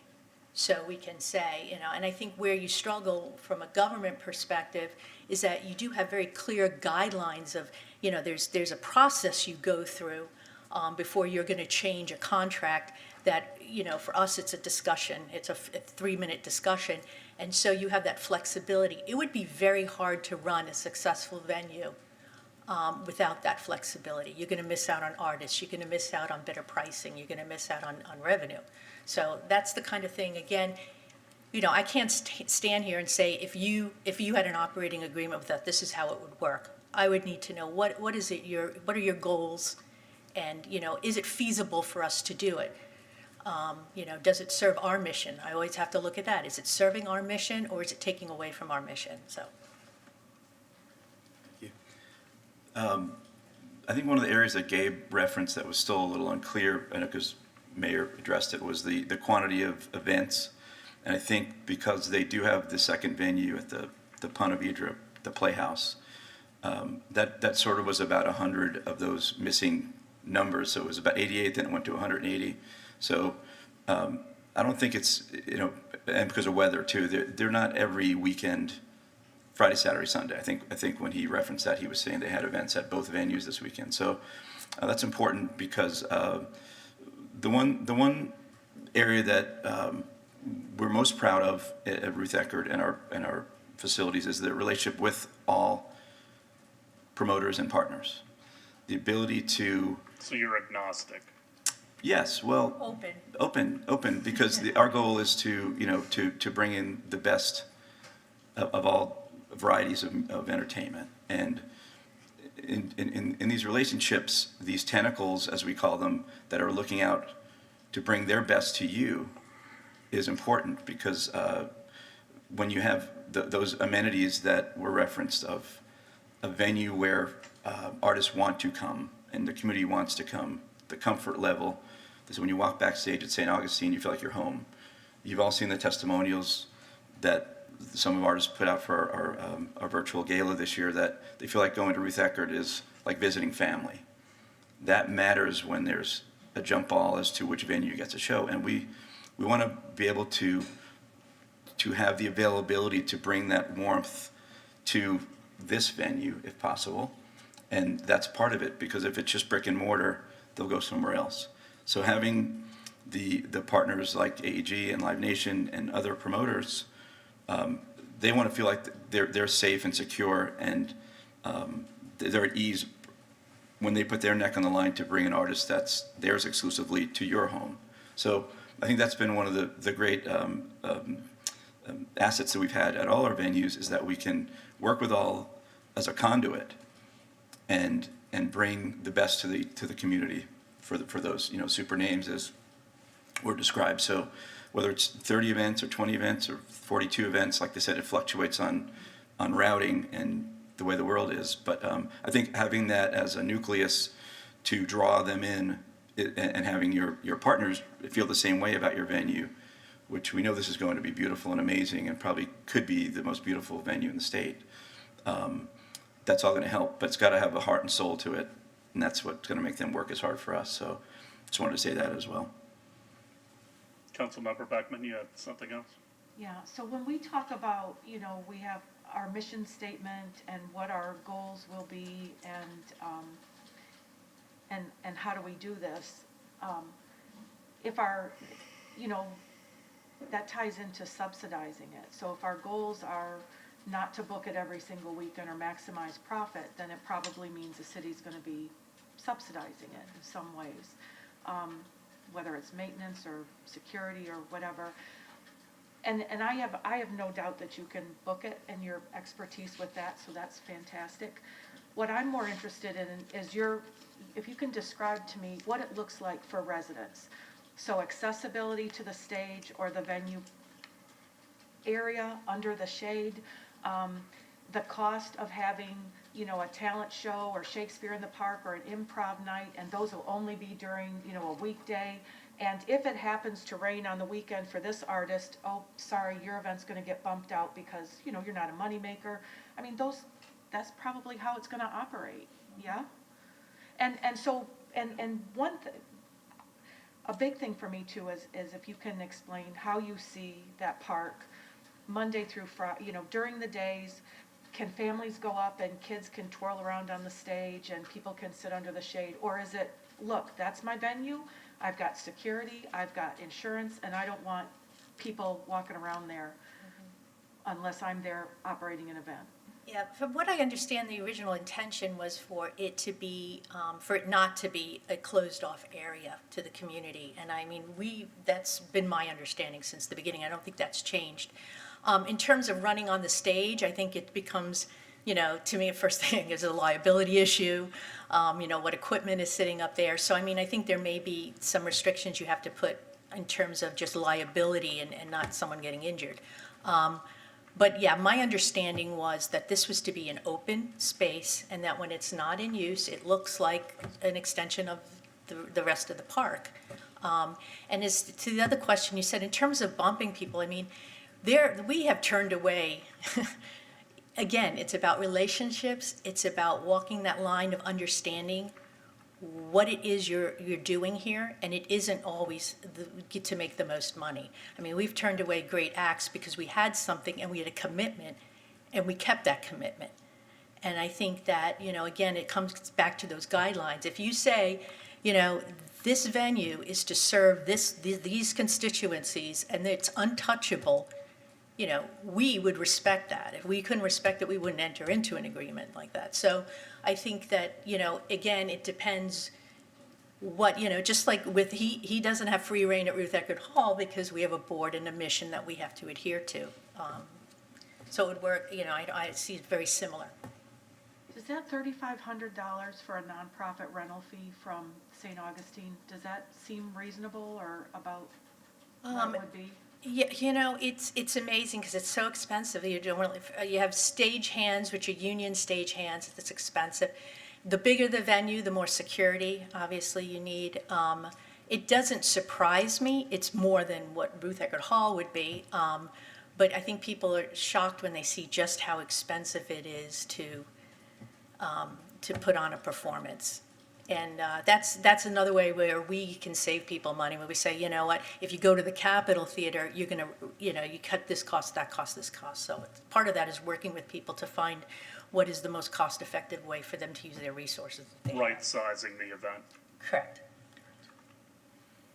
But I don't know how much the Trop is charging the school board for graduations. It is significant. I think it's 15 or 20,000 per school. Oh, my goodness. It's a big Yeah. number. I think, I don't want to speak out of what in a graduation, typical graduation. Well, it's also goes back to a non-ticketed event. Sometimes a community event is ticketed, and while it's under the guise of a nonprofit, there's certainly revenue there. And at the end of the day, if it's a recital or something like that, and they're charging $30 a ticket for 2,000 people, is that fair to charge them the same as a church coming in that's doing a non-ticketed event for the same $1,000? So at the end of the day, those are all, and then you have police and security and union stagehands, and those events, those are, you can't discount those rates. So there's cleanup, more bodies, more cleanup. So everyone's, as Gabe referenced, it's a juggling act on being fair. St. Augustine's facility is pretty much the facility in a small area on a kind of a beautiful beach road. They don't have another 50 acres to play with. So what we're offering on a day where accessibility is the question, we're very good about having the artists come in as late as possible, simply because we do have a lot of matinee events and Florida Orchestra matinees and Adults at Leisure shows and meetings. So if we can get that accommodated from 9 to noon for a breakfast and a meeting or a charity event, and then have the artists come in at 1 o'clock and still be able to do their show for 8 o'clock, that's what we do all the time. And it's that flexibility, as you alluded to. So and there's breaks you can get when that goes on as well for both sides. You can have if you're using the facility for 2 things in one day, you can actually have a variable on that by the hour, where you can do a part of a day for an agreement. So it's a different facility, and it's the same in the sense of the 4,000 kind of seats, but Coachman Park will offer way more amenities in the sense of the other acreage that's there to do events and things like that. So. Well, we had the YMCA Mayor's Prayer Breakfast at Ruth Eckerd this year because of distancing, rather than having it at a hotel. I don't remember ultimately what was paid because there was food and beverage. But Ruth Eckerd worked with the Y. Yeah, it's nominal. I mean, it's usually our out-of-pocket. I mean, we make very, if any, profit in those cases. It's usually, we want reimbursement for our out-of-pocket. So you don't envision, so I'm just thinking, if there were a Shakespeare in the Park and they started at, well, they're not gonna have a weekend. So if they start at 4 o'clock and we just tell people to bring your chairs or bring your blanket and come and sit here, we don't have to turn on lighting, maybe microphones. I mean, you would work with it wouldn't be $3,500 to have 500 people sit on chairs and blankets and watch high schoolers put on Shakespeare in the Park. The one thing we excel at is doing it as cost effectively. I mean, this is why we're able to be successful, because this is such a highly risky, expensive business with high investment put into it. I mean, I recognize the investment being put into this project. But yes, we do that all the time. We work with people and say, well, what if we did this? That would cut that out. That serves our interest too.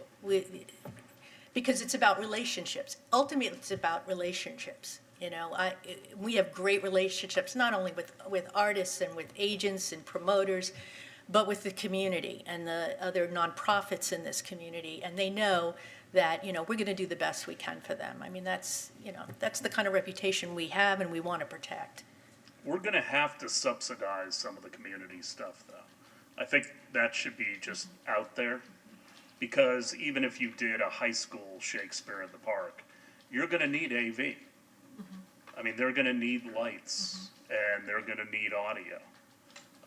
So, you know, we've subsidized shows in the past.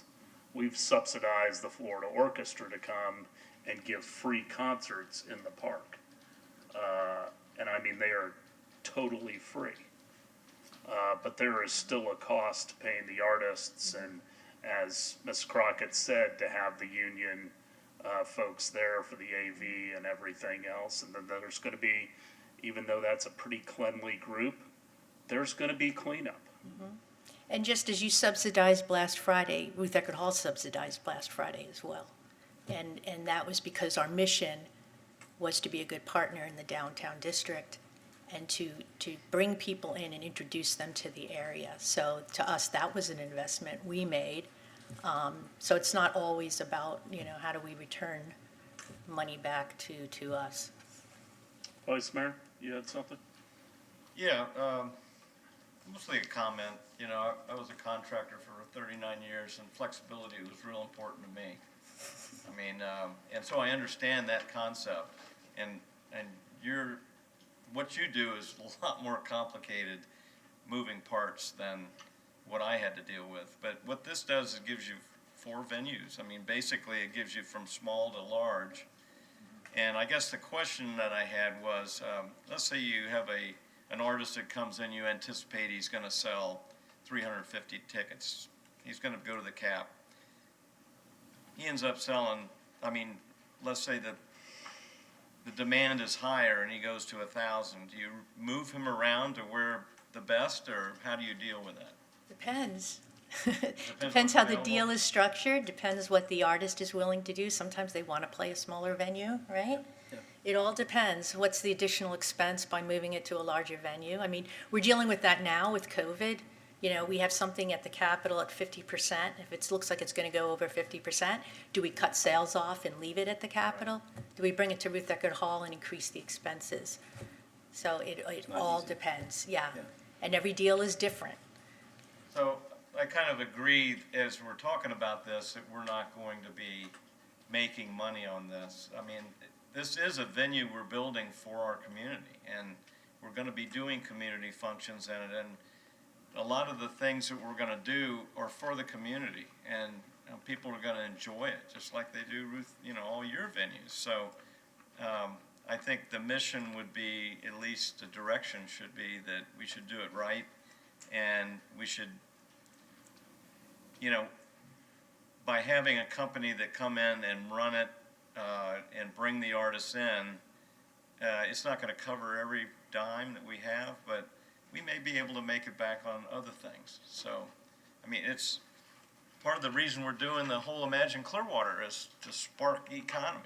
And so all those things have to be taken into account too. Councilmember Bunker. How many events do you recommend every year?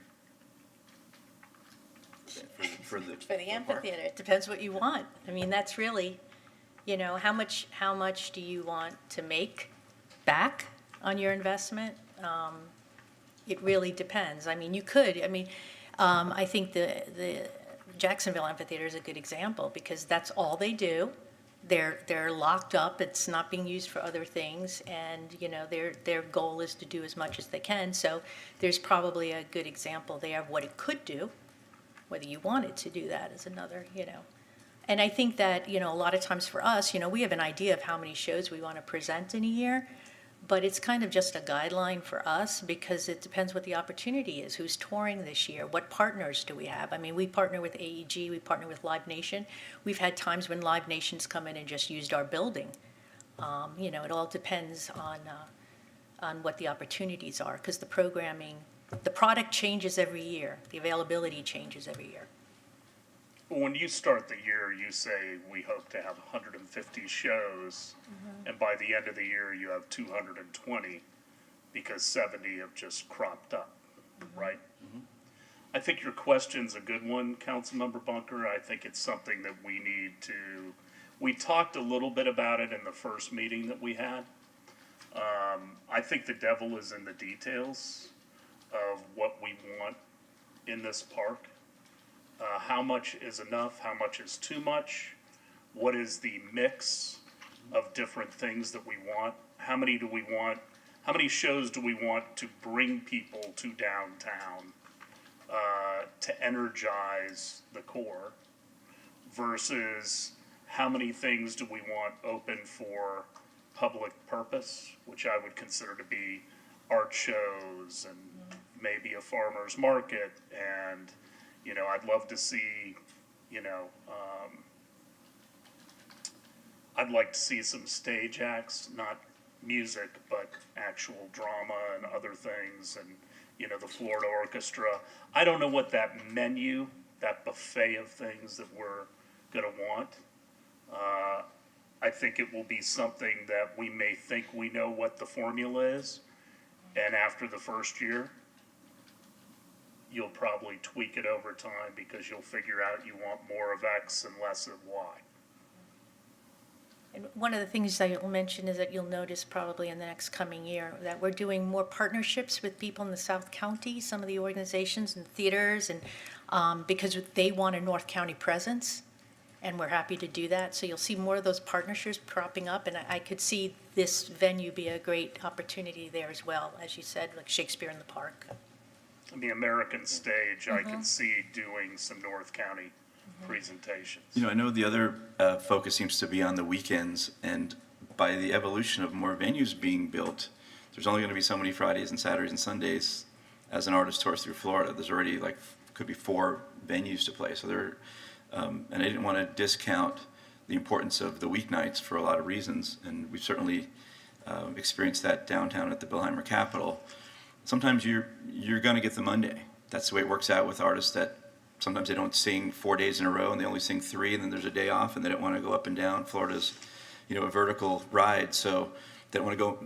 They don't like to go past the city they're not playing. They have to come back and play it. So inevitably, when you're producing 200 plus shows a year, there's a lot of weeknights. We found that sometimes those are actually better when people are thinking long term of buying a ticket, that they probably don't know what they're doing on the weekend yet.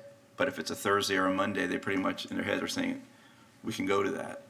And inevitably there are going to be many shows on weeknights that might help offset the load of those, some of those community rentals and Shakespeare's in the park and the farmers markets, so that we'd be okay to build that audience on weeknights and to build downtown, as we found at the Capitol, that countless, you know, operators of stores and restaurants have said, thanks so much for those Mondays and Tuesdays and Thursdays. We've had stretches down here where 22 nights in a row at the Capitol.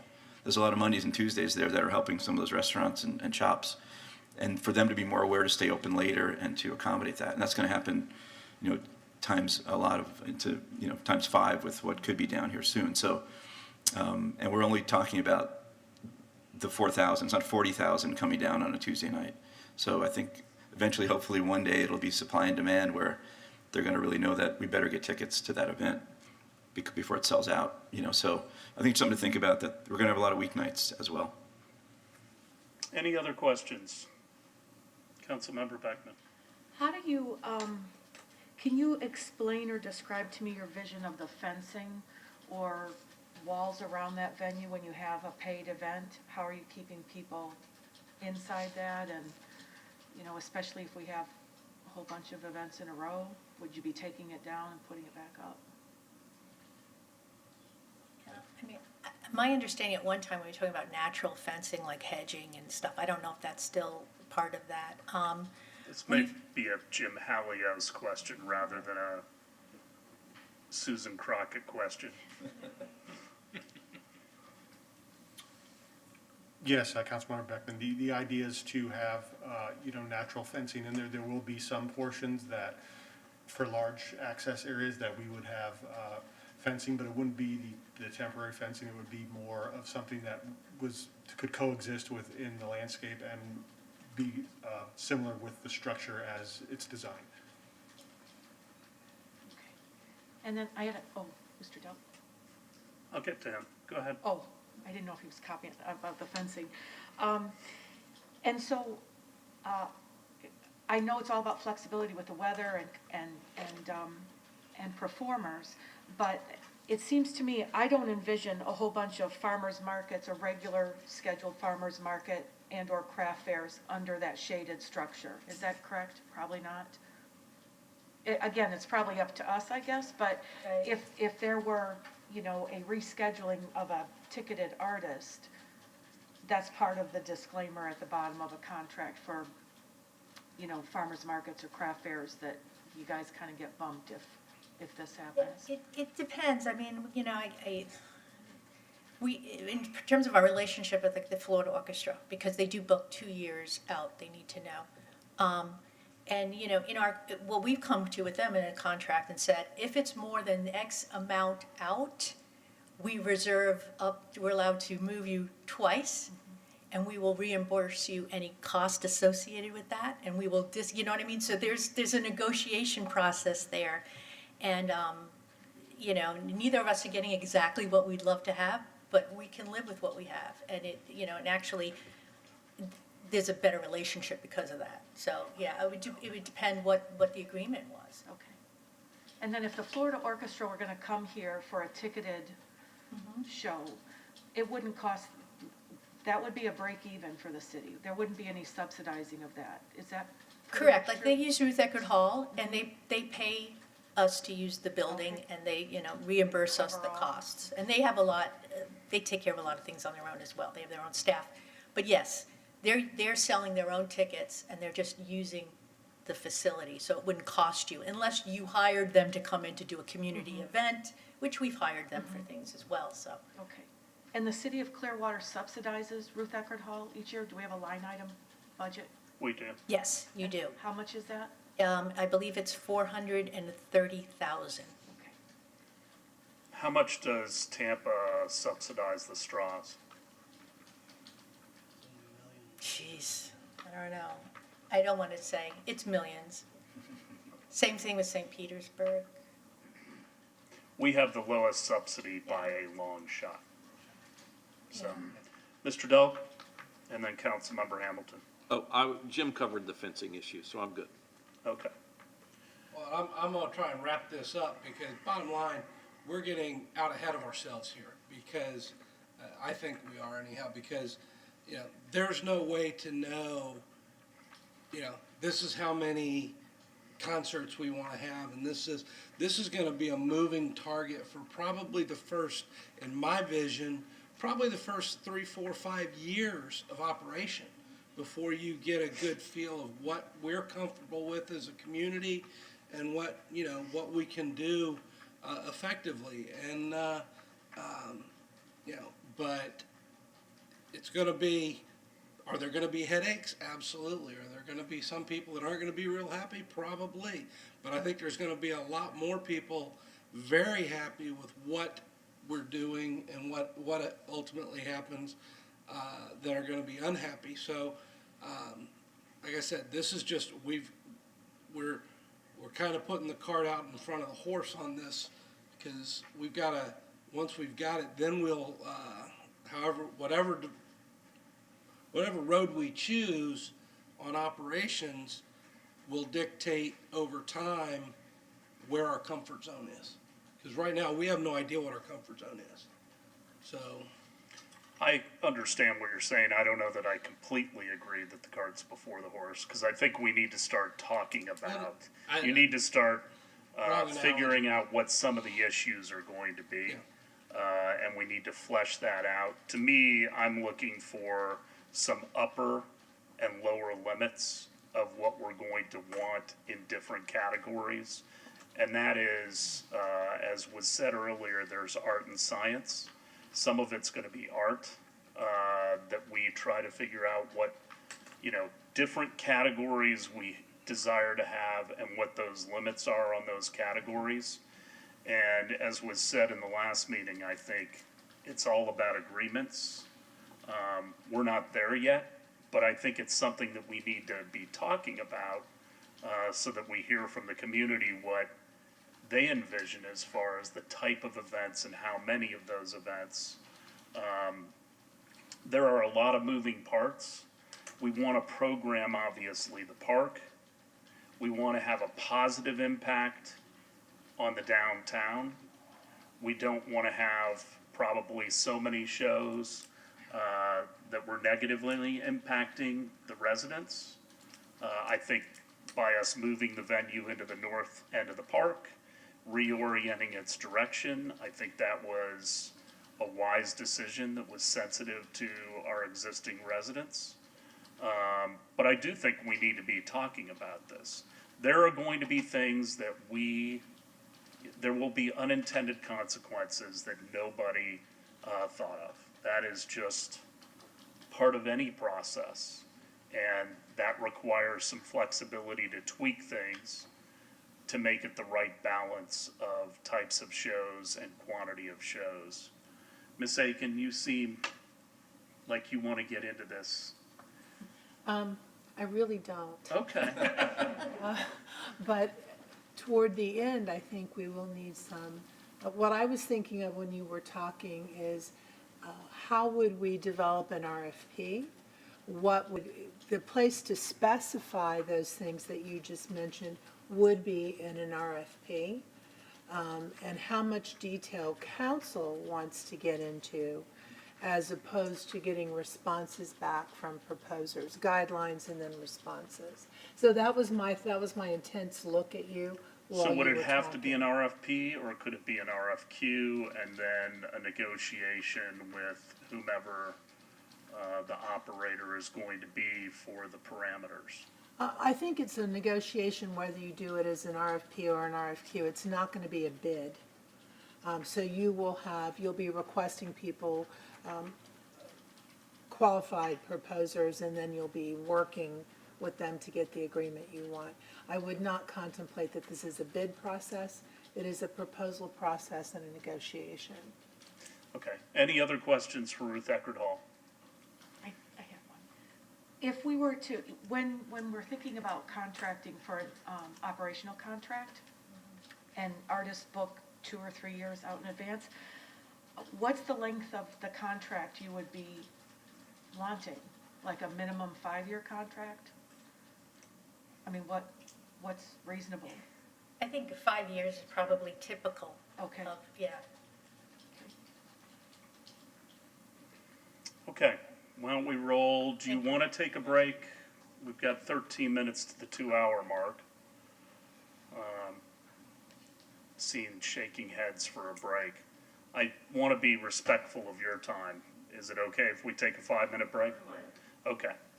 Let's try and make it 5 minutes. We'll take a recess.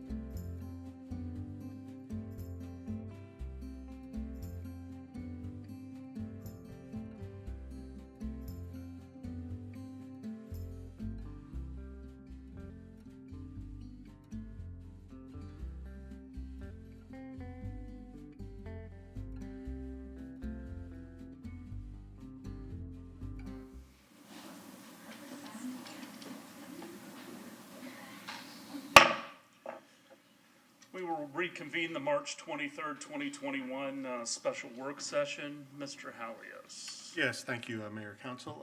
Next up, we have AEG to answer any questions that you may have and discuss their different ideas they may have pertaining to the venue. Do you have any questions for them specifically, or? The two primary, I think, that has been brought up as part of the discussion is the audio-visual component of it and, you know, the managing the calendar and having that control. So I would start with those two, the calendar and then the AV question. And then after, we have an AV expert here that can kind of chime in on that as well from their industry standard. But I think that would be useful to have AEG's opinion and feedback on that. Thank you. Thank you. Hello, John Valentino, AEG Presents. George Purley, AEG Presents. Thanks for having us Good morning, today. gentlemen. Thank you for being here and waiting patiently. You're quite welcome, and congratulations on your decision to create and build a venue in your community that will enrich it culturally for years to come. So would you like to first give an introduction about who AEG is and then maybe address Mr. Halios' questions? Sure. Yeah, certainly. AEG Presents is the largest privately owned sports and entertainment company in the world. We make our impact globally by operating regionally and locally in our communities. And to the AV and then Sure. schedule of events? I'll let George address the AV. The scheduling part of it, I mean, the calendar, is that the specific question, is how will the calendar be managed? Well, again, it's to what your expectations are. It's to what you want the venue to be. Calendar management and flexibility is what makes all venues successful. And it's just a matter of being sensitive to each individual's need. And those that route out, like we said, 2 years in advance versus those that come in locally. But it's a job that can be done the right way if you know your mission and what your directive is. And the AV? AV? Yeah, as far as the AV systems, I'm actually been very happy to hear that there's been a lot of discussion about not purchasing systems for the venue because they do change quite quickly. And every artist is always looking for the newest, best systems that are out there. And a lot of the lighting systems and PA systems become outdated within 6 months. And they're no longer the hot item, and you're constantly dealing with upgrading and keeping track of your equipment, because when people load in and load out, sometimes things wind up on a truck that they're not supposed to. Or you definitely have to have technicians to keep track and take care of upgrading it and making sure that it's in working condition. And in a lot of venues that we go into that already have systems in place, we wind up spending more time taking them down and putting up the artist's production that they're touring with. So it becomes a real waste of money when you could have spent it initially on other aspects of the venue or the facilities, the dressing rooms or the power systems or parking, where if you wait 2, 3, 4 years down the road and you see that there is a need for something and you're constantly renting the same type of system for one of your local presentations, at that point in time, you could look into buying it. And I think those type of performances, you're not looking at the ground changes that you are with the dynamic touring performances.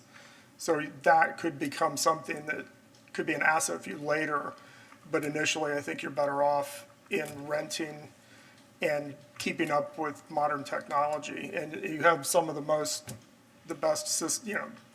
audio people in the country in this market. So I highly recommend what you've got here to just go and use those assets that you have access to. Okay. Questions? Councilmember Beckman? Go ahead. I would do, however, because you do have the undercover area and you also have a lawn area that you're gonna be seating, that area, you probably will need to purchase a system to do audio fill into the lawn area that can be left outside. You don't want to have to take that up and down all the time. But most touring acts aren't going to have enough system with them to cover those areas. So that is something that you would want to look into spending some money on. And what about a basic system for the community events and the lighting? Who's the best to talk to about that? Honestly, I would go with ESI, who's here in the room today, but I work with that company in locations throughout the state. I'll bring them in and literally they're right down the street from you. So it's a great asset for you guys. Okay. Councilmember Beckman? That was part of the question I was going to ask about purchasing some lower level base, of operations for the community events, but You could do that, but I would wait and see exactly after you've done multiple events with those people, what your normal needs are before you go out and purchase something, and then you realize that you've either bought too much or not enough, and you have to go back and augment it again. so rent it to start for a while. Just rent for a while, and then you'll develop a system of what you need 90% of the time, and I think that would work out best for you guys.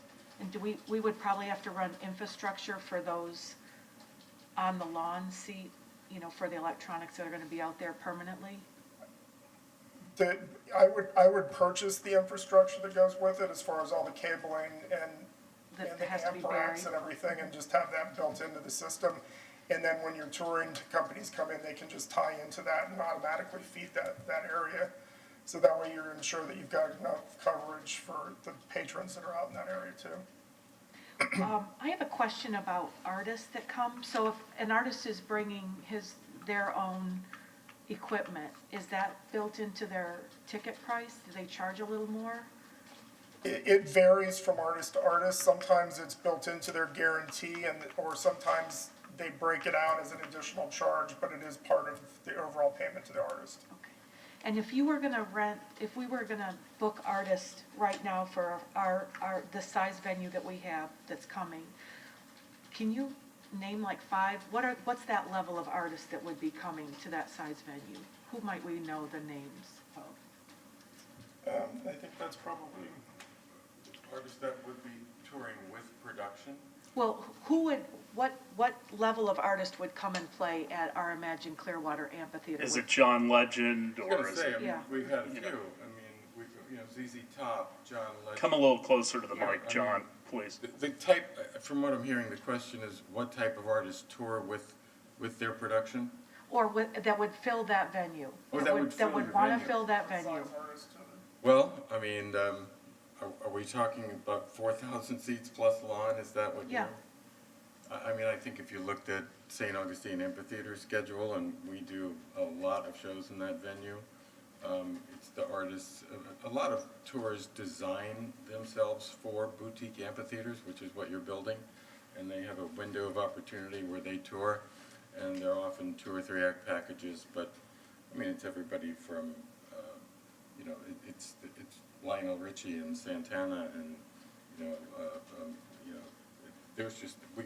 there's all kinds of artists. Okay. Pop artists, country artists, And an average ticket price might be about how much? Well, ticket prices, I mean, they're it's all driven by the artist guarantee, pretty much as far as ticket price. So, you may need to gross $500,000 to pay a certain artist, whereas another artist that plays to children or younger people wants to keep their tickets low, and their guarantees are lower, so that show might gross $150,000.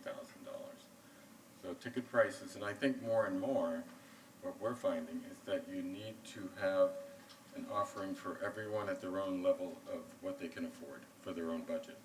So as we might have used to have 3 ticket prices, well, especially after this COVID experience, it might be 6.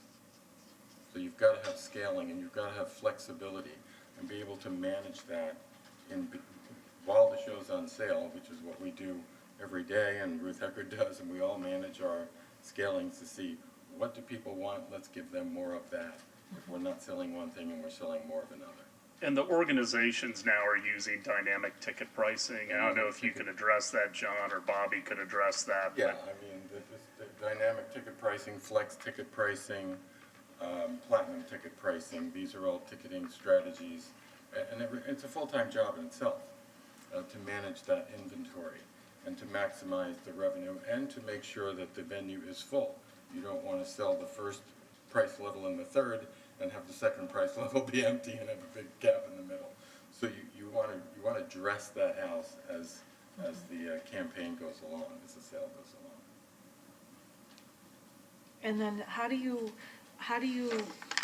see working with residents and nonprofits? Is it similar to what the other people have responded? Like we set the priority of what we want and then you work within that? Certainly, and local community is a very big part of a lot of these venues, like the one you're describing and building. And I think timing, flexibility is a lot of that.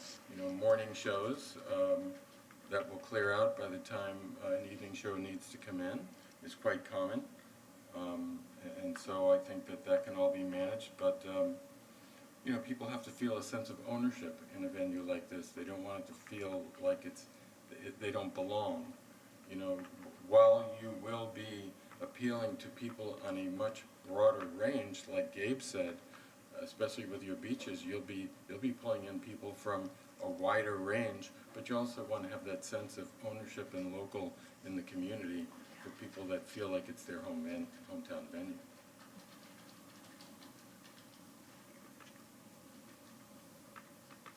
Vice Mayor, did you have something? No, I was just gonna mention, I mean, you pretty much covered in dynamic ticket pricing. Well, what happens is if they're not seeing tickets sell, they're going to change pricing. It's very much like an airline, Right. you know. If there's high demand, then prices are actually going up. And, Right. you know, they may get somebody who comes in that wants to get the third tier, but then they see some seats that are in the center on the third row and they decide to splurge, and so they go for a higher ticket price. Can you talk about, first of all, how many shows a year does AEG produce? Well, out of our office in Florida, we produce about 500 to 600 shows a year. We pride ourselves on bringing artists up from the smallest levels at the club and small theater level to the arena and stadium levels. You know, artists are all about development and career management. They want to play the right venue at the right time, and that's the success to their career. They don't want to play in a venue that's going to be empty. They want to play one that's going to be full. Nobody ever says it's big or small. They just say it was full or empty.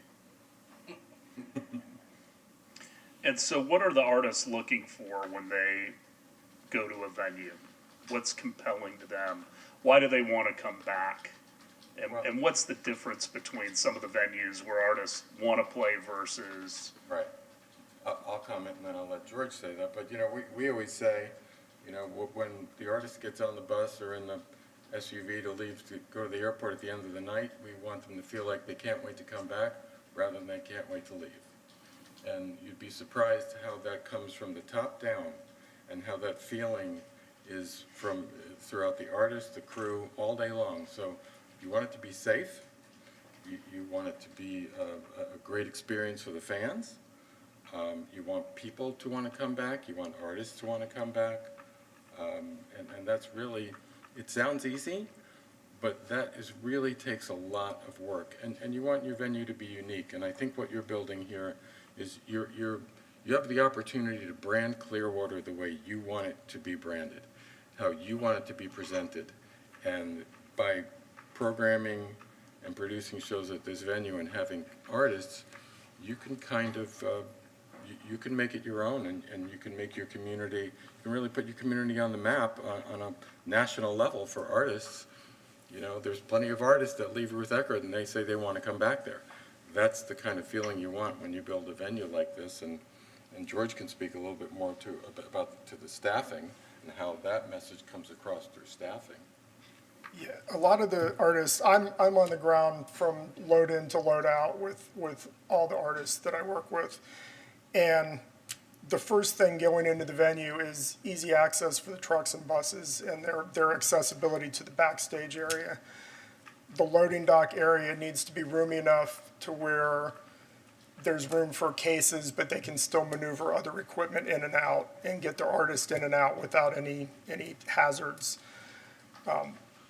Catering is a huge point for these people. When they're coming off the bus, they've been on the road for 3 to 6 months. It's got to feel like home. Ruth Eckerd's always done a stellar job with that. Their catering department does a great job.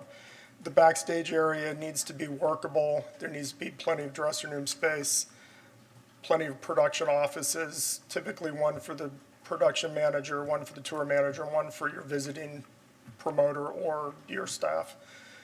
The attitude of the staff, whether they've done one show that month or they're on day 20, if they have an attitude when the artist walks in, it definitely is a detriment to the whole vibe for the day. And, you know, I've gotten on tour buses at the end of the night where they're like, man, those guys were great all day. They were on their point. Their staff is knowledgeable. Or if, you know, the production manager got in an argument with somebody first thing, it's always an issue. And it rides through the whole day. But, you know, sometimes it happens. Everybody's human. But it's really about, and then as Joe mentioned earlier too, the rigging, the accessibility on the stage, access to the front of house mix position for all of our technical gear and the cables and everything. As long as, the easier the day is and the more at home everybody can feel, it just leads to the right environment and people want to come back. St. Augustine's a great one because they have a great vibe around the building because they're in the middle of a state park. You're going to have a wonderful atmosphere here because you're right on the water. Everybody's going to love it. I can just see that from just looking at what's available here. So I think you're going to have one of those niche amphitheaters that everybody's just going to have they're going to think it's just gorgeous and want to come back. And it helps with the energy from the audience too. A lot of artists will come in, they're not there all day, but they'll come in at the end of the day, and once they get that energy from the audience, they'll come back and go, this was an amazing crowd here. And from everything that we've ever done in this park and at Ruth Eckerd, the audiences here are just amazing. So I think that you've pretty much got that already locked in, really. Other questions? Councilmember Beckman. Thank you, George. That sounds interesting. I was thinking, do we have someone employed, or Skanska or Stantec, I always forget who's doing what, but someone like George who's helping to design that back of the stage so that it will, you know, it's my understanding that when we began Imagine Clearwater, it was kind of an improved band shell, but it certainly switched to something more. So as we are now something more, this 4,000 seat plus covered entertainment venue, do we have the expertise of someone like George that works with people from taking stuff off the bus to putting it on at night to know exactly what they want in those back of the house, you know, configurations? Of the litany of consultants that we have working on this, one of the subs is Schuler Schuck, who's designing the amphitheater and the design of the facility. And so they should be taking into account on our behalf vehicular access, the design of the stage and the loading and unloading areas and all of those accoutrements that are goes into making a successful venue. And the offices? They're the ones with the expertise to design that, and they've been working on this project since the inception. Okay. And then I have a question. I guess this is for all of the people who have presented today. Well, are you anticipating paying the city for Parks and Rec to do cleanup and maintenance, and paying the city police department to provide security? Or are you guys hiring that out on your own? Yeah, I'm not sure how that it's going to be structured. I guess that would be up to all of you and whatever, if there's a management company involved. Typically, the police would be involved to some degree. They would not be doing all of the security. There would be a T-shirt security company that deals with the more mundane aspects of it, and then can deal with, you know, staffing in front of the stage and around the stage. A police presence, of course, is nowadays something that we all expect, and it would be a pass-through expense that you would be on our total rental bill, along with cleanup, and whether that be your Parks and Rec staffing or a subcontractor company that's brought in. At this point, I wouldn't know. Okay, and,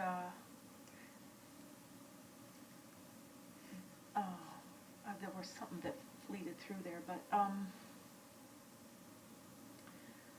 well, I mean, do you want to comment on the $3,500 about rental fee for nonprofits and managing all that? Oh, I know what it was. You had said, it's the whole experience and our people on board and greeting you. So you mentioned it, the artist could come and you could be here and you were greeted by staff that were having a bad day, or one person could set it off. I mean, who are you anticipating working with that's not your own people? Like, who are you going to be approaching that's...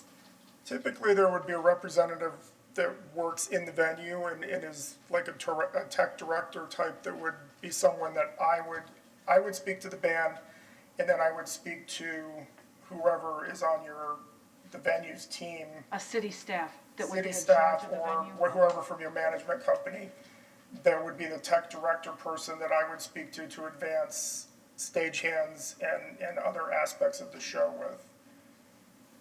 So we wouldn't have a management contract with you? We'd have a management contract with someone else? At this point, I don't know. I mean, Whoever's managing the venue, Yeah, we would have whoever- representatives that would be the Right, forward-facing exactly. folks to the concert promoters and the band's right. personnel. Whoever Yeah. has the keys to unlock the doors, we need unlocked. It could be us, it could be somebody that works at the venue, it could be. But if we enter into a management contract, Right. it's your people that are gonna be there. They Right, greet they would have people staff and or- schedule, it's not us, right? Because the city would No, just, unless you want to come by and. yeah. Well, if you get Bruce there, I'll come by, but, no. Okay, yeah. And then, again, managing the nonprofits, the residents and, it seems like it's all the same kind of an answer, right? Depends on the contract It and all kind of disclaimers. depends on how it's structured in the long run. You've got to be sensitive to the needs and wants and be able to be flexible in programming and schedule. So let me ask you, this conversation has been, I think, hopefully enlightening for everybody. And I have an opinion now, but when would you suggest that we choose an operator? Sooner or later? I think it's important for an operator to be involved before the finished product of the building comes out, because ultimately there are going to be changes, or as the best laid plans, ultimately things have to shift. And if you don't have somebody that's going to be the voice of what the artist is looking for, or the promoters that are coming in, you're going to wind up making changes that are going to cost you a lot more money in the long run than if you can catch it before it gets past a certain point in the construction process. So I would think sooner would be better for everybody in general, including whoever the management company might be. Right.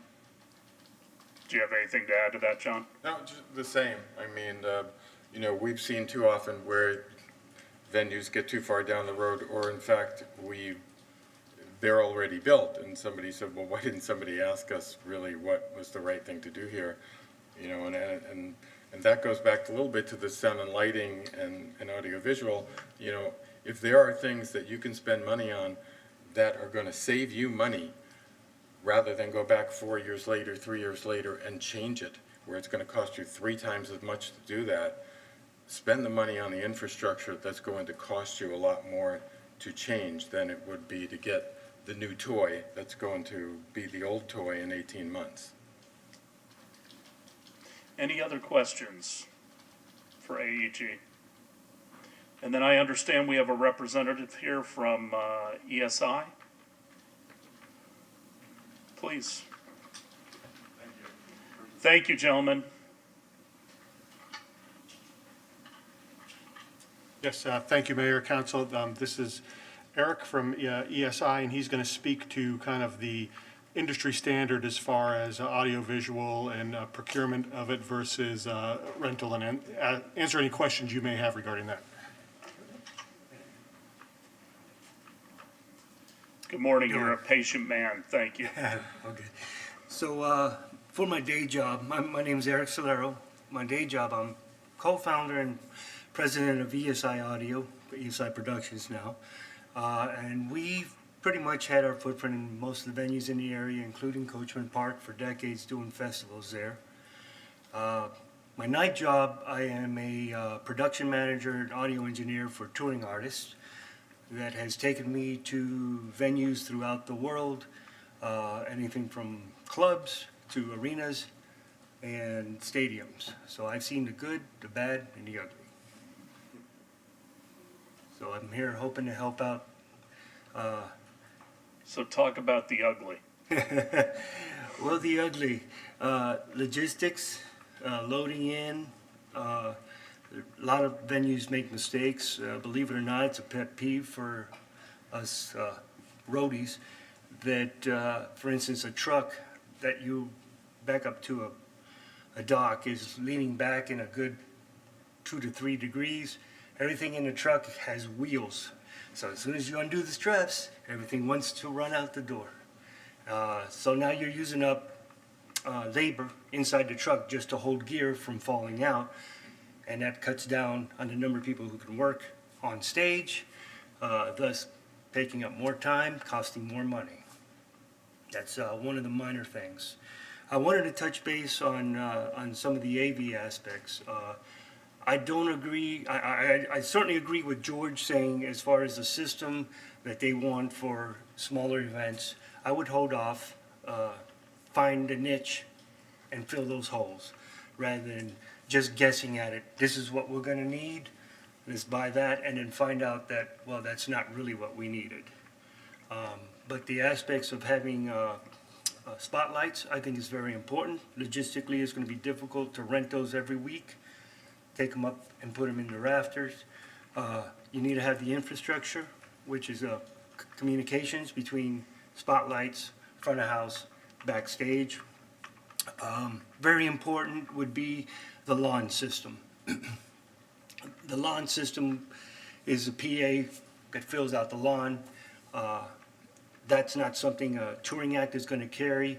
And even if it's not a touring act and it's local production, it's not something you want to bring in day of.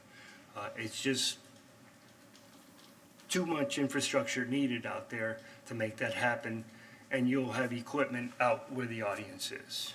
So I feel an installation for that, and quite often there's what they call an IMAG system, which is video panels that fire out to the lawn system as well. So We've eliminated those, I believe, out of the budget. Is that not right, Mr. Dell? Are those rentable? they are, but again, it's not an item you want to bring in per show. You may hold off on it, but I would probably consider in the future moving forward with that purchase there. Questions, Vice Mayor? Yeah, those the speakers in the yard, I know you're gonna need power for them, because they're probably powered speakers, active, not passive. Typically, well, they sell both. Ideally would be having an IP-rated speaker, which IP means it's rated to be out in the elements. Yes. Electronics, I don't prefer to have out in the elements. Typically, I would put that in an enclosure where you can control the atmosphere and then run speaker outputs to the speakers. Okay, so conduits and hard wires to the speakers, not wireless to the speakers. Correct, yep. Okay. Other questions, Councilmember Beckman? So you talked about these video screens, and that in the future we might want to move forward with that purchase. How much are they about? What's the Well, they ballpark? vary in price, and with technology, the price is going down yearly, pretty much. So it all depends on what product you decide to go with and what the visual aspects of it are. Meaning the quality of the picture, Precisely. The number of LED. pixel. Yeah, pixel, precisely. I mean, I know we use those at Jazz Holiday, but not many other concerts. Right. Vice Mayor? Yeah, the Jazz Holiday has it in back of the stage, so kind of under the cover of, you know, in back of the artist. It's a huge, they used to have it out in the outside, but I think they moved it, at least the last couple that I can remember, kind of back of stage up high where you'd see the artist down here, but you'd see him up here. Precisely. Maybe that'd be a better, They also had one for the boaters. oh, do they? Yeah. Then it'd have to be back to back. Yeah. The way they were positioned, so. In this particular venue, it would be ideal to have them at the back of the covering, so they're directly in front of the lawn system, back in the same location where the delay speakers would be located. Okay. What's the very best outdoor venue you've been to? I would have to say Wolf Trap up in Virginia. It's huge. There's space for days. It's a good sounding venue, and very accommodating. But it's massive. It is. I've been there, okay. Yeah. Other ones, though, that are equivalently sized to our venue? I can't remember what the capacity is. There's a venue, fairly new venue up in Nashville called the Ascend. Okay. You know, it seems to me that it would still be good for us to, Mr. Delk, to have a second set of eyes on some of this, even though we've hired somebody who is allegedly experts. If we could get another set of eyes on this, I don't think it would be a terrible idea. It may be money saved down the road. I mean, I would never have thought of the grade of the loading dock, but I mean, that's experience speaking. Precisely. You know, and I think people that are actually doing it on a daily basis can even give an architect that designs venues some insights. Correct. So I would like to see that. I don't know if you all feel the same way. Okay. Any other questions for Eric? Thank you. Really appreciate Thank you your for time. having me. Anything for anyone else? So has this been a helpful day? Yeah. Okay. Hopefully it's been helpful for you, Mr. Halios, Mr. Delk. Yes, thank you, Mayor. And, you know, kind of rounding out, one of the things that I've heard from you all with your discussions is, you know, flexibility and being able to have the ability to either, you know, lower or raise thresholds on activities based on needs. So and another word I hear a lot of is sustainable. So I think it would be helpful, you know, to have a discussion sometime to kind of, what's the expectation of, you know, sustainable? Is it us covering our debt service for this facility? Is it just the debt service for the initial capital investment? Is it coming up with CIP funding? And then, you know, as we move further, and this I think will drive our decision on how we do an RFP or an RFQ, is that, you know, what does council wish to come up with when they're subsidizing the shows? Is it from the general fund? Is it from the enterprise fund? Or is it in-kind services? It could be a combination of all three. So I think that will help us, you know, kind of frame that narrative once we get there. But I think as a discussion, that would be useful to have, you know, again, it's going to need to be a deeper one. But it goes back to kind of what the mayor was saying earlier about, you know, the different management structures and looking at different things. I think that will frame that discussion also. So after I end on that, be happy to answer any questions anyone has regarding the first part of the preview and the Conservancy discussion. It'll be a lot lighter. So this will be, the content is a little bit kind of easier with this because we've identified really a path that we think would be appropriate. and we just, want to hear council's feedback on that. So I'd be happy to answer any questions regarding the first part and ready to start the second whenever you wish. Any further questions for Mr. Halios? Councilmember Well, Beckman? or it's like, how do we, so a big part of it, of our discussion today was, what do we want? What do we want to see? And what is our mission and our goal and our vision for this venue in conjunction with residents and businesses and who we want to be as Clearwater? And I would say, how are we going to get feedback from our residents? What's our plan to engage them to help shape that? Or are they going to help shape that mission or vision of how the venue of the park operates? Well, I think we need to figure out an actual mission for the venue itself. I think, everything's more difficult right now with COVID because we just don't have normal interactions that I hope we're going to have in the not too distant future. My vision is that this is going to be very dynamic. I mean, I think we understood what citizens wanted out of Imagine Clearwater to begin with, which was to fully utilize Coachman Park, which we have frankly never done, and that we were going to have a good mix of community type events, low cost or free events, and then also bringing in certain acts that would be, economic catalysts for the downtown and for the park. I think we need to start to put together, I think it's another session, but I think we would need another session to actually flesh out what our vision is. I think it should start with us, and then I think we can get input from what we believe should be down in Coachman Park from citizens once we've fleshed out a framework, rather than starting with nothing and just getting, random feedback. I think that's going to be a little bit disorganized. Whereas I think if we give a framework, then we can get comment on it. I would prefer to start from there.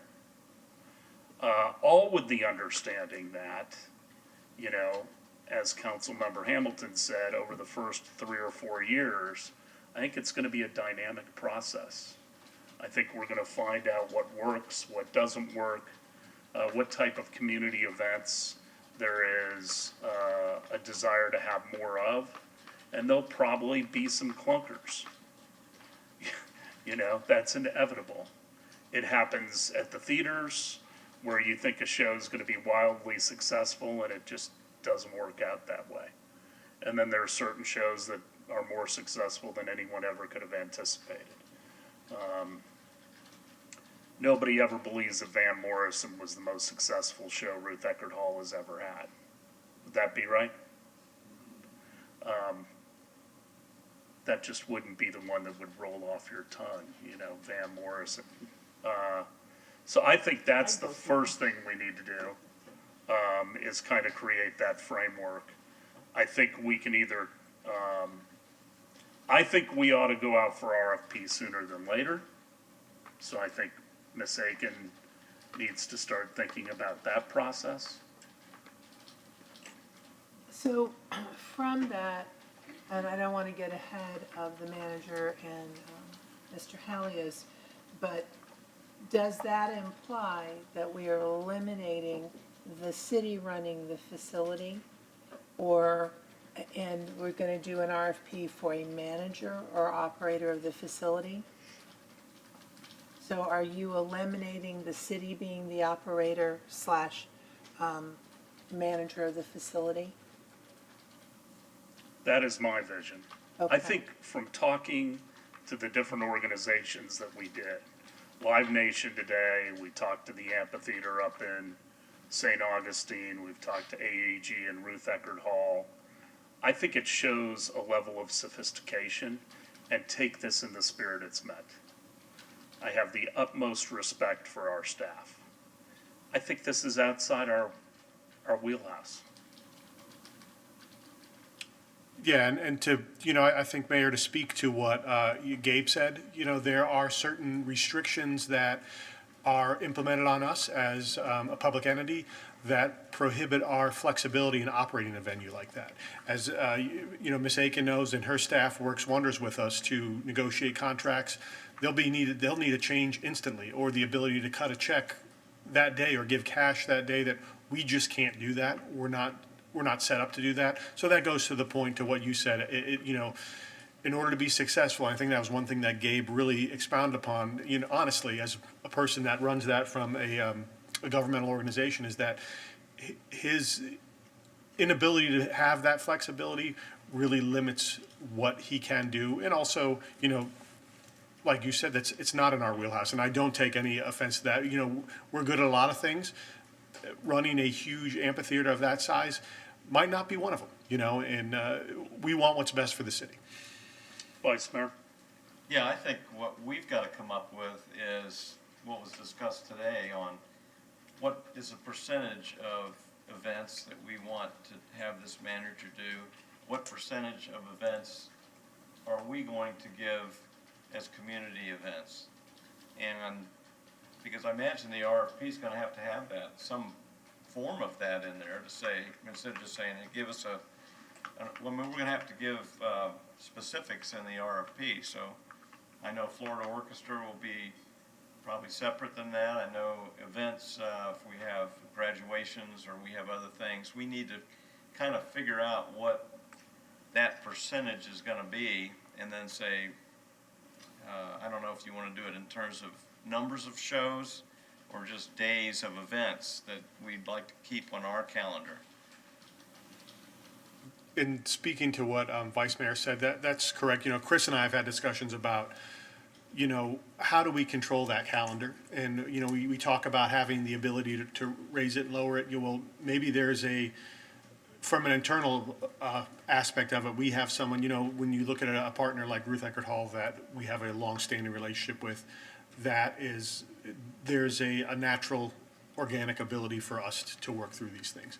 But, with a venue of that size, and then if we bring in Conservancy on, having programming on that end of it that the Conservancy does, I think it would be wise to have a staff liaison or a staff person. That would probably almost be a full-time job for them, is working that and creating that synergy between those two entities.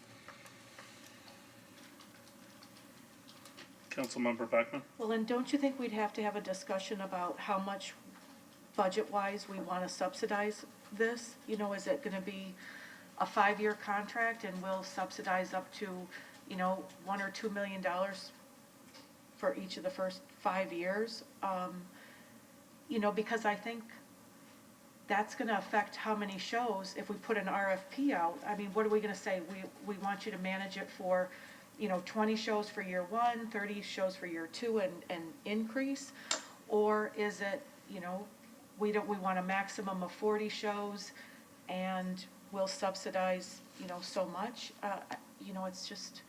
That's where the devils are in the details. Yeah, and it's a big expense. I think we need to, I don't want to be too prescriptive, because I think that can be dangerous. But I think we need, to me, it's limits. I want to put upper and lower limits.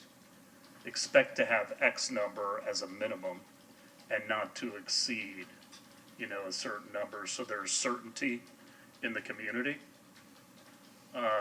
But I don't think you could say we want 42 events. It's too prescriptive. And it could limit your opportunity. Something could come along. Clearly, the more shows you have, the less subsidy there's going to be. Right. I look more that we would subsidize certain non-money making events that, we want to be down there.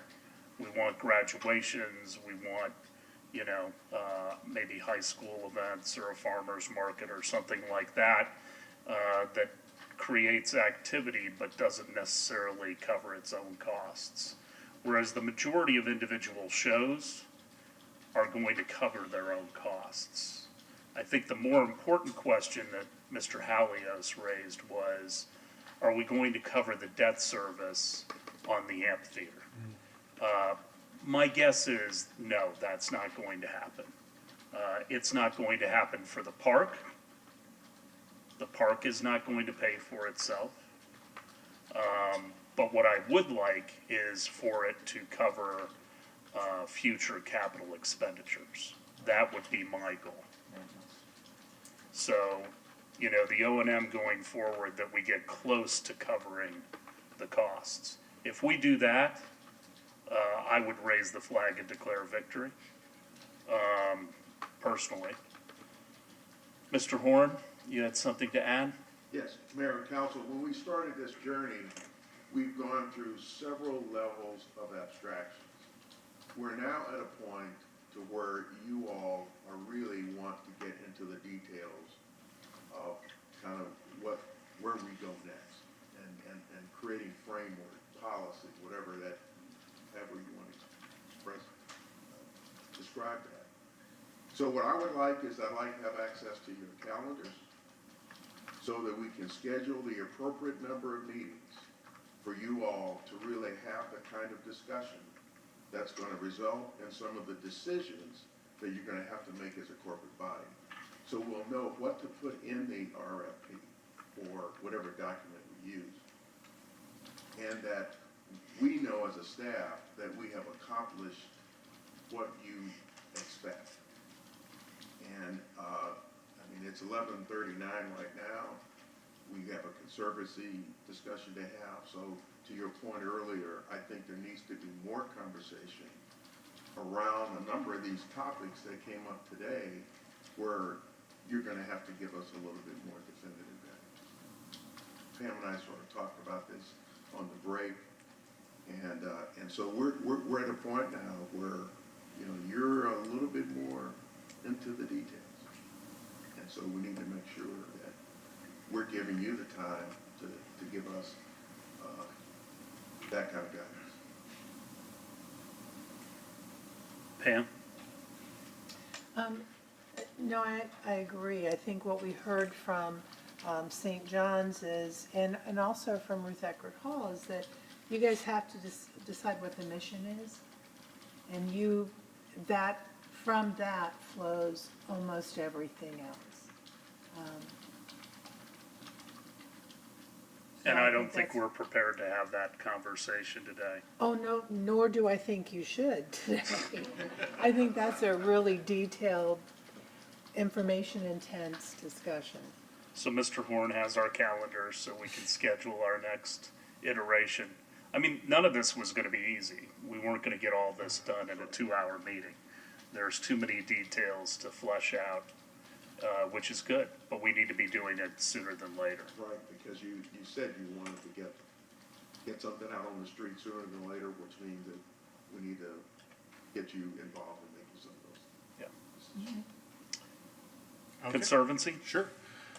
And actually, right on cue comes up the community vision part of it. So where, you know, again, we go into that, and I think the discussions we have with the Conservancy, did it go out here? What happened? No. I was going to tell everybody in the audience if they don't want to stay for the Conservancy. Like AEG, John, if you don't want to stay for this, we won't be offended by you walking out.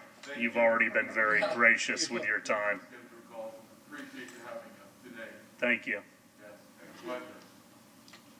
And like I said, as on cue, we have the Imagine Clearwater Community Vision, and I think, again, this goes back to what Pam and City Manager Horn said about having a further discussion to define that vision, not only for the venue, but for the park in itself in general, and for a Conservancy as it moves along. So again, the park by the numbers, everyone's familiar with what it's going to look like as far as size. And really we go into what is the City Park Conservancy. So again, it can be a private or nonprofit organization. It raises the money independent of the facility, independent of the city, and then it spends money under agreed upon mutual plan. So what we need to do, and what we're asking you today, is we're looking to do that impetus of how we create it. So a combination of users and residents, and then, you all have been politically receptive to forming a conservancy. So this part is just kind of a little overview on how we see things moving forward. I'm not going to go into the quote from the Trust from Public Land, but as everyone knows here, it's about partnerships and public-private partnerships. And, the previous director used to always say, we don't need to do everything, but we need to make sure everything gets done. And that's a mantra that we all live by here. So what do we see as the different roles for the Parks Conservancy? Fundraising, organizing volunteers, could it be design, planning, construction, and capital projects, outreach and marketing, programming, advocacy, maintenance, and security. So those are the different roles that we're going to look at with our conservative partners. But as a staff, when we're talking specifically about the park, we've kind of identified 3 roles in which we feel would be most effective for a conservancy at this time.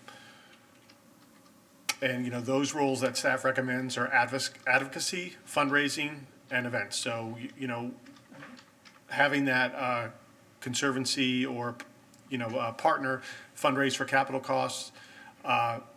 They do park programming and events within the park, and this is, separate of the venue. This goes back to what we're talking about, farmers markets, yoga in the park, and maybe it could be a Shakespeare in the park or putting plays on in the park, different types of things, how we would look to have that formed.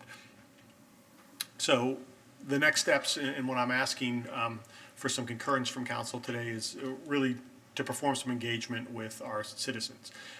So we want to engage with community stakeholders and bring on a facilitator to identify kind of the following questions that we think will help a conservancy move forward, and also, create a little bit of clarity from what we see moving on in the park. So again, we want someone to work with these stakeholders to how are they going to structure this public-private partnership? How are they going to ensure that this partner is ready with assets, whether it be from us, from the private sector, or on both terms, to make sure that there's a sustainable structure put in place. Again, creating that clarity of roles and responsibilities between the partner and the city.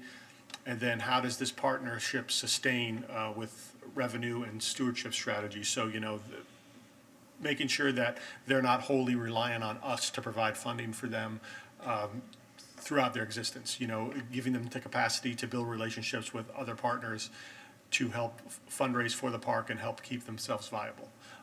Kind of went through that quick because I know we're pressed for time, but I'd be happy to answer any questions. In initial research, we're looking at a consultant to anywhere from the 60 to 70K range for a consultant to do those things that we talked about, and to be incorporated and to work with our stakeholders.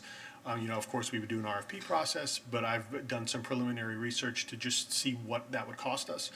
So that's kind of what we're looking at right now. Again, be happy to answer any questions related to this process and get council's feedback on how they feel about it. Questions for Mr. Hallios? Councilmember Hamilton. And I don't know that you can actually answer this question, Jim, but what are the qualities and expertise you look for? Someone who just wants to be involved and would like to be on the conservancy, but are there certain qualities and certain talents you're looking for? Yeah, I would say a successful conservancy you're gonna incorporate those. I can tell you that the project manager down in Sarasota, he is running the actual building of the project. He is a former planner he worked for Kimley Horn. So, he kind of has that experience in planning and implementation. And then their CEO used to be a CEO of, I believe it was Nabisco, one of the companies in there. So he retired down to Sarasota. So the conservancy, I think, as they build their strength, they look to bring on partners and people in the community that will supplement and enhance areas that they may be lacking in. But that's what you're speaking to is absolutely correct. Do you know what their operating budget is? Right now, I'd have to look that up. But yeah, they only have 3 staff, so it's minimal. A lot of it is done, kind of in conjunction. They pay as they go, so they're not working as far as building something right away. It's once they have funding, then they enlist. So that's how it works. But I can get that information for you. But if you have some high-level executives, are they doing it for altruistic most of them, yeah. purposes, and they're not Yeah, getting most paid? it's you're right, Mayor. It's actually altruistic on the volunteer portion of it. But, you know, they do have a dedicated, I can tell you, like Tampa over at the Friends of the Riverwalk, they have a dedicated staff person that they pay. That is basically the CEO, or lack of a better word, for their Friends of the Riverwalk. So I think in order to be successful and put on the things that, you know, that we expect them to put on with as far as programming and activating that part of the park, they would need to have that. I think that would be important. Councilmember Beckman? So who would be paying for that? It would just be how it's structured, you know. Again, we're going to work with them to basically get them off the ground, but eventually what you do, and this is kind of seen all through our research, is that initially the city usually will, the city or whatever partner that you're working with, they will subsidize to a point, and it's almost, you know, the runway model. You build that runway up, and then once they've developed those sustainable revenue streams, then that ceases to happen, and they're, you know, on their own. And then when you're looking more at the capital parts, that's where you're looking at more of a partnership with the city when you're talking about capital investments and things of that nature at the park. So there's seed money that's Exactly. expected. Go ahead. So I just want to be clear about a vision of, so when I mention Imagine Clearwater, I think of it as a very large park. The whole thing is a park. And it seems to me that we are, in our discussions, we have a venue and we have a park. And we have a venue that will contract with an operating management team, one of the guys that people, or the organizations that came here today, to operate that venue side that will be theirs.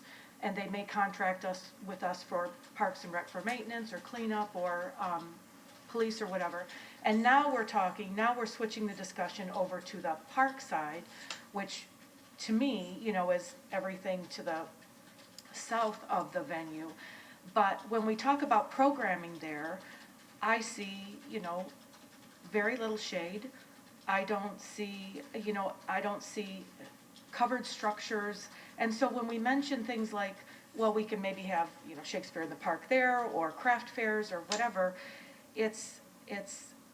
I almost think it would be good to have, and Michael Duck's probably gonna roll his eyes, but I almost think we should have our little band shell that we've got now, our charming little, you know, our town band shell, and stick it over on the park section to really make it for these kinds of no charge, bring a blanket, community events with a community improv show or whatever, and not worry about trying to book with major artists over here on that side. There's not to say that we couldn't bring in portable staging to do that. I think when you build a permanent structure like that, you really limit your use of space there and your use of being able to program that space. And, you know, the reason why I've kind of bifurcated this process is that there is no entity that does both as far as program the park, program the venue. That would do it successfully. And that goes back to the question of why, you know, we want an outside expert to come in and do that. We can maintain the park, that's our expertise, and we can help someone program it. And, you know, like I talked about with how Chris Cook and I talked about the master calendar and things like that, okay, then maybe we have a person that allows for that synergy between the two entities. But I think we just don't want to restrict what we do in either aspect of it. We want to be able to have flexibility. Now, you know, and when we talk about moving into, and whether we had a different, you know, a different operator in there, or if it was the city operating it, I can tell you, and, you know, Chris can speak to this, if the city's operating it, we're not leaving that stage open.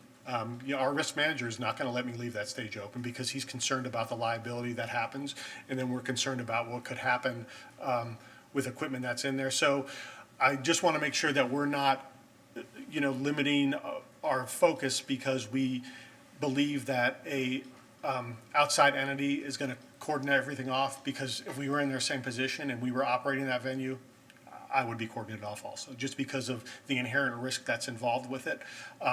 You know, unfortunately, that's just the way that the structure is, as far as when you have a stage structure. Now, talking about using underneath in the shaded part, yeah, because there's no permanent seating there, so there's going to be a lot of flexibility to be able to do that. But to be up on stage and not go through the proper channels of having that, that's why we have a special event process. They have to provide insurance. They have to ensure that they're, able to do the things that we deem necessary as a city to eliminate that. So eliminate that risk or mitigate it as much as possible. That's how we get there on the stage part. But as far as the under the cover, I mean, that's the whole point of not having that structured seating, is to have that as an open place. When you have on this slide, what role does staff recommend advocacy, fundraising, and events? I have like advocate to whom and fundraise for whom? Are we advocate, so if we have a conservancy, does that mean residents, the high schools, the improv group, whatever, has to come up to the director of the conservancy to ask to use and schedule part of the park? Is that how that's going to work? Again, it will go back to kind of having that master calendar that we talk about, having that liaison that has that synergy between two. But the advocacy is more making people aware of the park and the opportunities and the programming that exists within the park. Because again, we're going from this is a catalyst for downtown redevelopment. So we're looking at having a venue, but also it's not only a venue, it's an active park that people can enjoy every day. And if we can, when I use the word advocacy, I can go program it and go on, our website and say, I'm going to have yoga there 3 times out of the week. Well, that's not going to be as successful as someone that's out there actively promoting that there's this activity in the park, and the Conservancy is the voice of the park, and they're out there working with the elected officials, working with the neighborhood associations, working with different stakeholders in the community to advocate for not only the benefits of the park, but also the use of the park as well.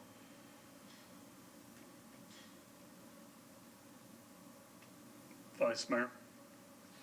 Yeah, I mean, since I've been thinking about this park expansion, the biggest thing for me was having an active park, and you just mentioned it. Not a passive park. We have a passive park now, basically. When you have an active park, there's something going on all the time. So you need to have a conductor, you need to have somebody that schedules these events and somebody that promotes these events, because I know there's a lot of people that would love to have things going on in the park all the time. I'd love to see, and you compare this park with other parks in the area. I mean, St. Pete's got some great parks.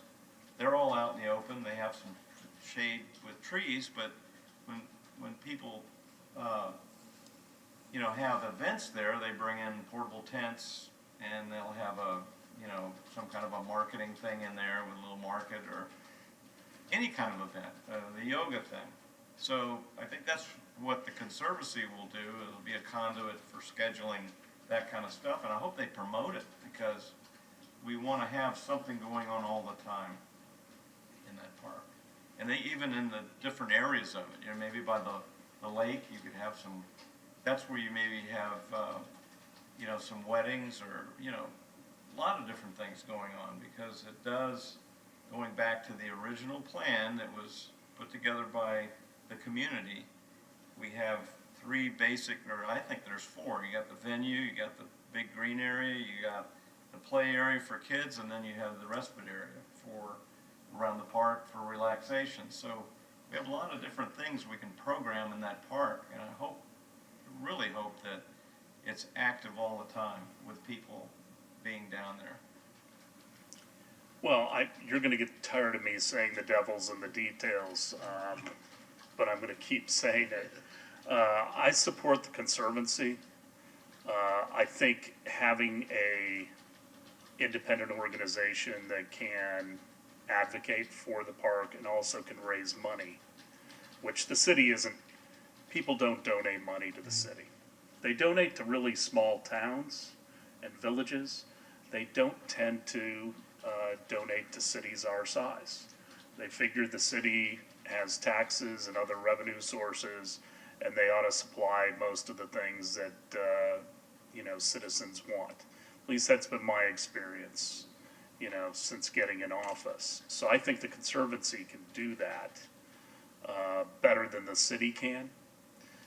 The devil in the details, I think, is that I think you have a Conservancy, and I think you have somebody operating the entertainment venue is where there's gonna be overlap, and that's where I think the city's responsibility comes in. I do not wanna use the term, even though I'm gonna use it right now, is the referee, because I want them cooperating with one another.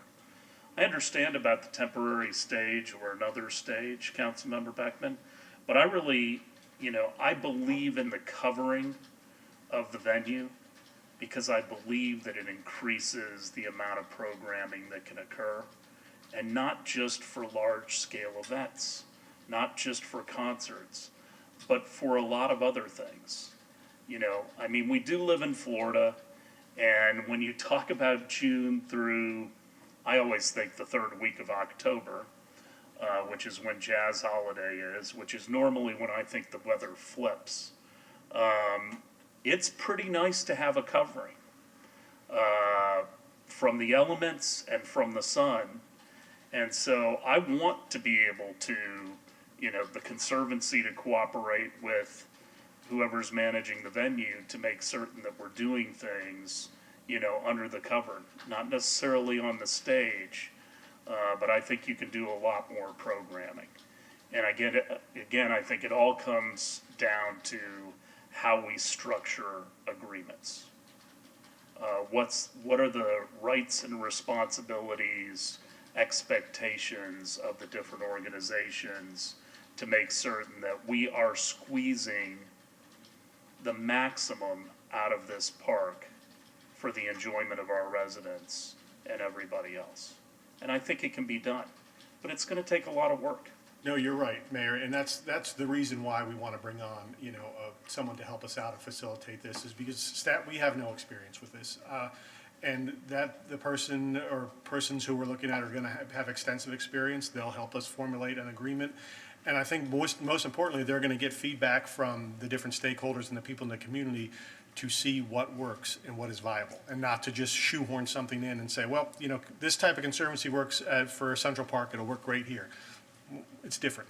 And I think having someone that understands that and taking that feedback from you all and from also our external stakeholders will be invaluable. Mr. Thomas, who was here at our last meeting, he's not here today, but, he's the chairman of the board for the Botanical Gardens. He has experience with that. I think we ought to be calling on folks like that who have been involved directly and try to find some best practices around the country for conservancies that are along the lines of what we want to create. I don't ever believe in reinventing the wheel. I believe in stealing great ideas. It's a lot easier. That's why I appreciated the questions to all the folks who were here of bad examples. You can learn as much from a bad example as a good example.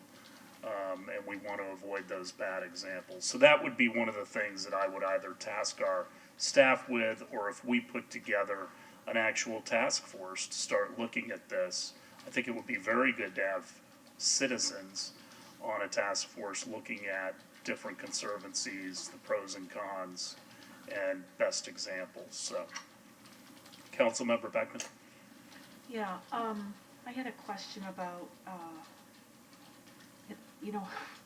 I feel like I have my question and then I listen and I have other things, but normally it seems like, especially with Mr. Thomas, that good conservancies just kind of start organically. Oh, and with that, so you said it's about $60,000 to $70,000 to bring someone on to help kind of facilitate this education about conservancies to stakeholders and engage them about what a conservancy might look like for our park side of Imagine Yeah, and they Clearwater? actually take it through its infancy to the completion of documents for a conservancy. So, part of like what the mayor said would be having Mr. Thomas on the board to work with, that facilitator to educate them on the processes that, or things that they've run into here. And, maybe it's a member of council that's always, on this kind of exploratory committee or, fact-finding committee. And then, having all the different voices and then learning, okay, now we have the different voices in the room, then who are we going to identify in the community to, take up the flag and start carrying forward with this. And so that person who brings it from discussion to documents is that like a 6-month process, or what kind of contract? Yeah, is you know, 60? and we tried to get that, Mike Lavery and I had discussions with multiple consultants, and, you know, because of COVID, it's a little bit different. You know, you have some that are in New York. We actually have one that's in Miami Beach that, we've spoken with. So I think it's just the availability and the kind of the virtual meeting has thrown a monkey wrench in it, but anywhere from, I'd say, 6 to 12 months, Mike, is that what we've seen? So anywhere from that 6 to 12 month timeframe is usually what they see from infancy to, the formation and getting those, documents and an agreement started between us and, the partner. And then people that would probably start or serve on a conservancy, and please correct me if I'm wrong, are not going to be, the families that are pushing strollers using the park. They're going to be people who have the time and money to put into working for this conservancy. It's really a nonprofit, right? It's a lot of volunteers that come and raise funds, so you have to have some amount of wealth and time to put into this pretty much full-time effort to activate our park side and really get it going. Yeah, it is a full-time effort, and it's like we stated before, and we talked about when we looked at other examples in Tampa and Sarasota, they have full-time employees, so you will need that, but I think part of any successful conservancy is they're gonna need to do that outreach to reach those moms pushing strollers, people that work, 9 to 5, 9 to 6, and that are not available. A successful conservancy is gonna have a board with some type of makeup of those people and those to get the different feedback to what's going to be successful in the park.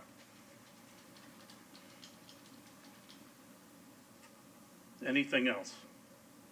So, Mr. Horn, we need to schedule another meeting. Yes, I know. Okay. Anything else, Mr. Halias? No, thank you everyone for your time. I appreciate it. Have we succeeded in giving you the direction, at least for today, that you had hoped for? Yes. Are you comfortable with going forward with an RFP for a facilitator? For the Conservancy? Yes. Yes? I'm comfortable with it. Okay. I think it's what we're gonna need to do to be successful. Thank you. So, And we flushed out a lot of good stuff today. Thank you. It was a very robust discussion. Anything else, Mr. Horn? Ms. Aiken? No, sir. Any other comments from the council? I think a good discussion. Appreciate everybody's participation. With that, we are adjourned.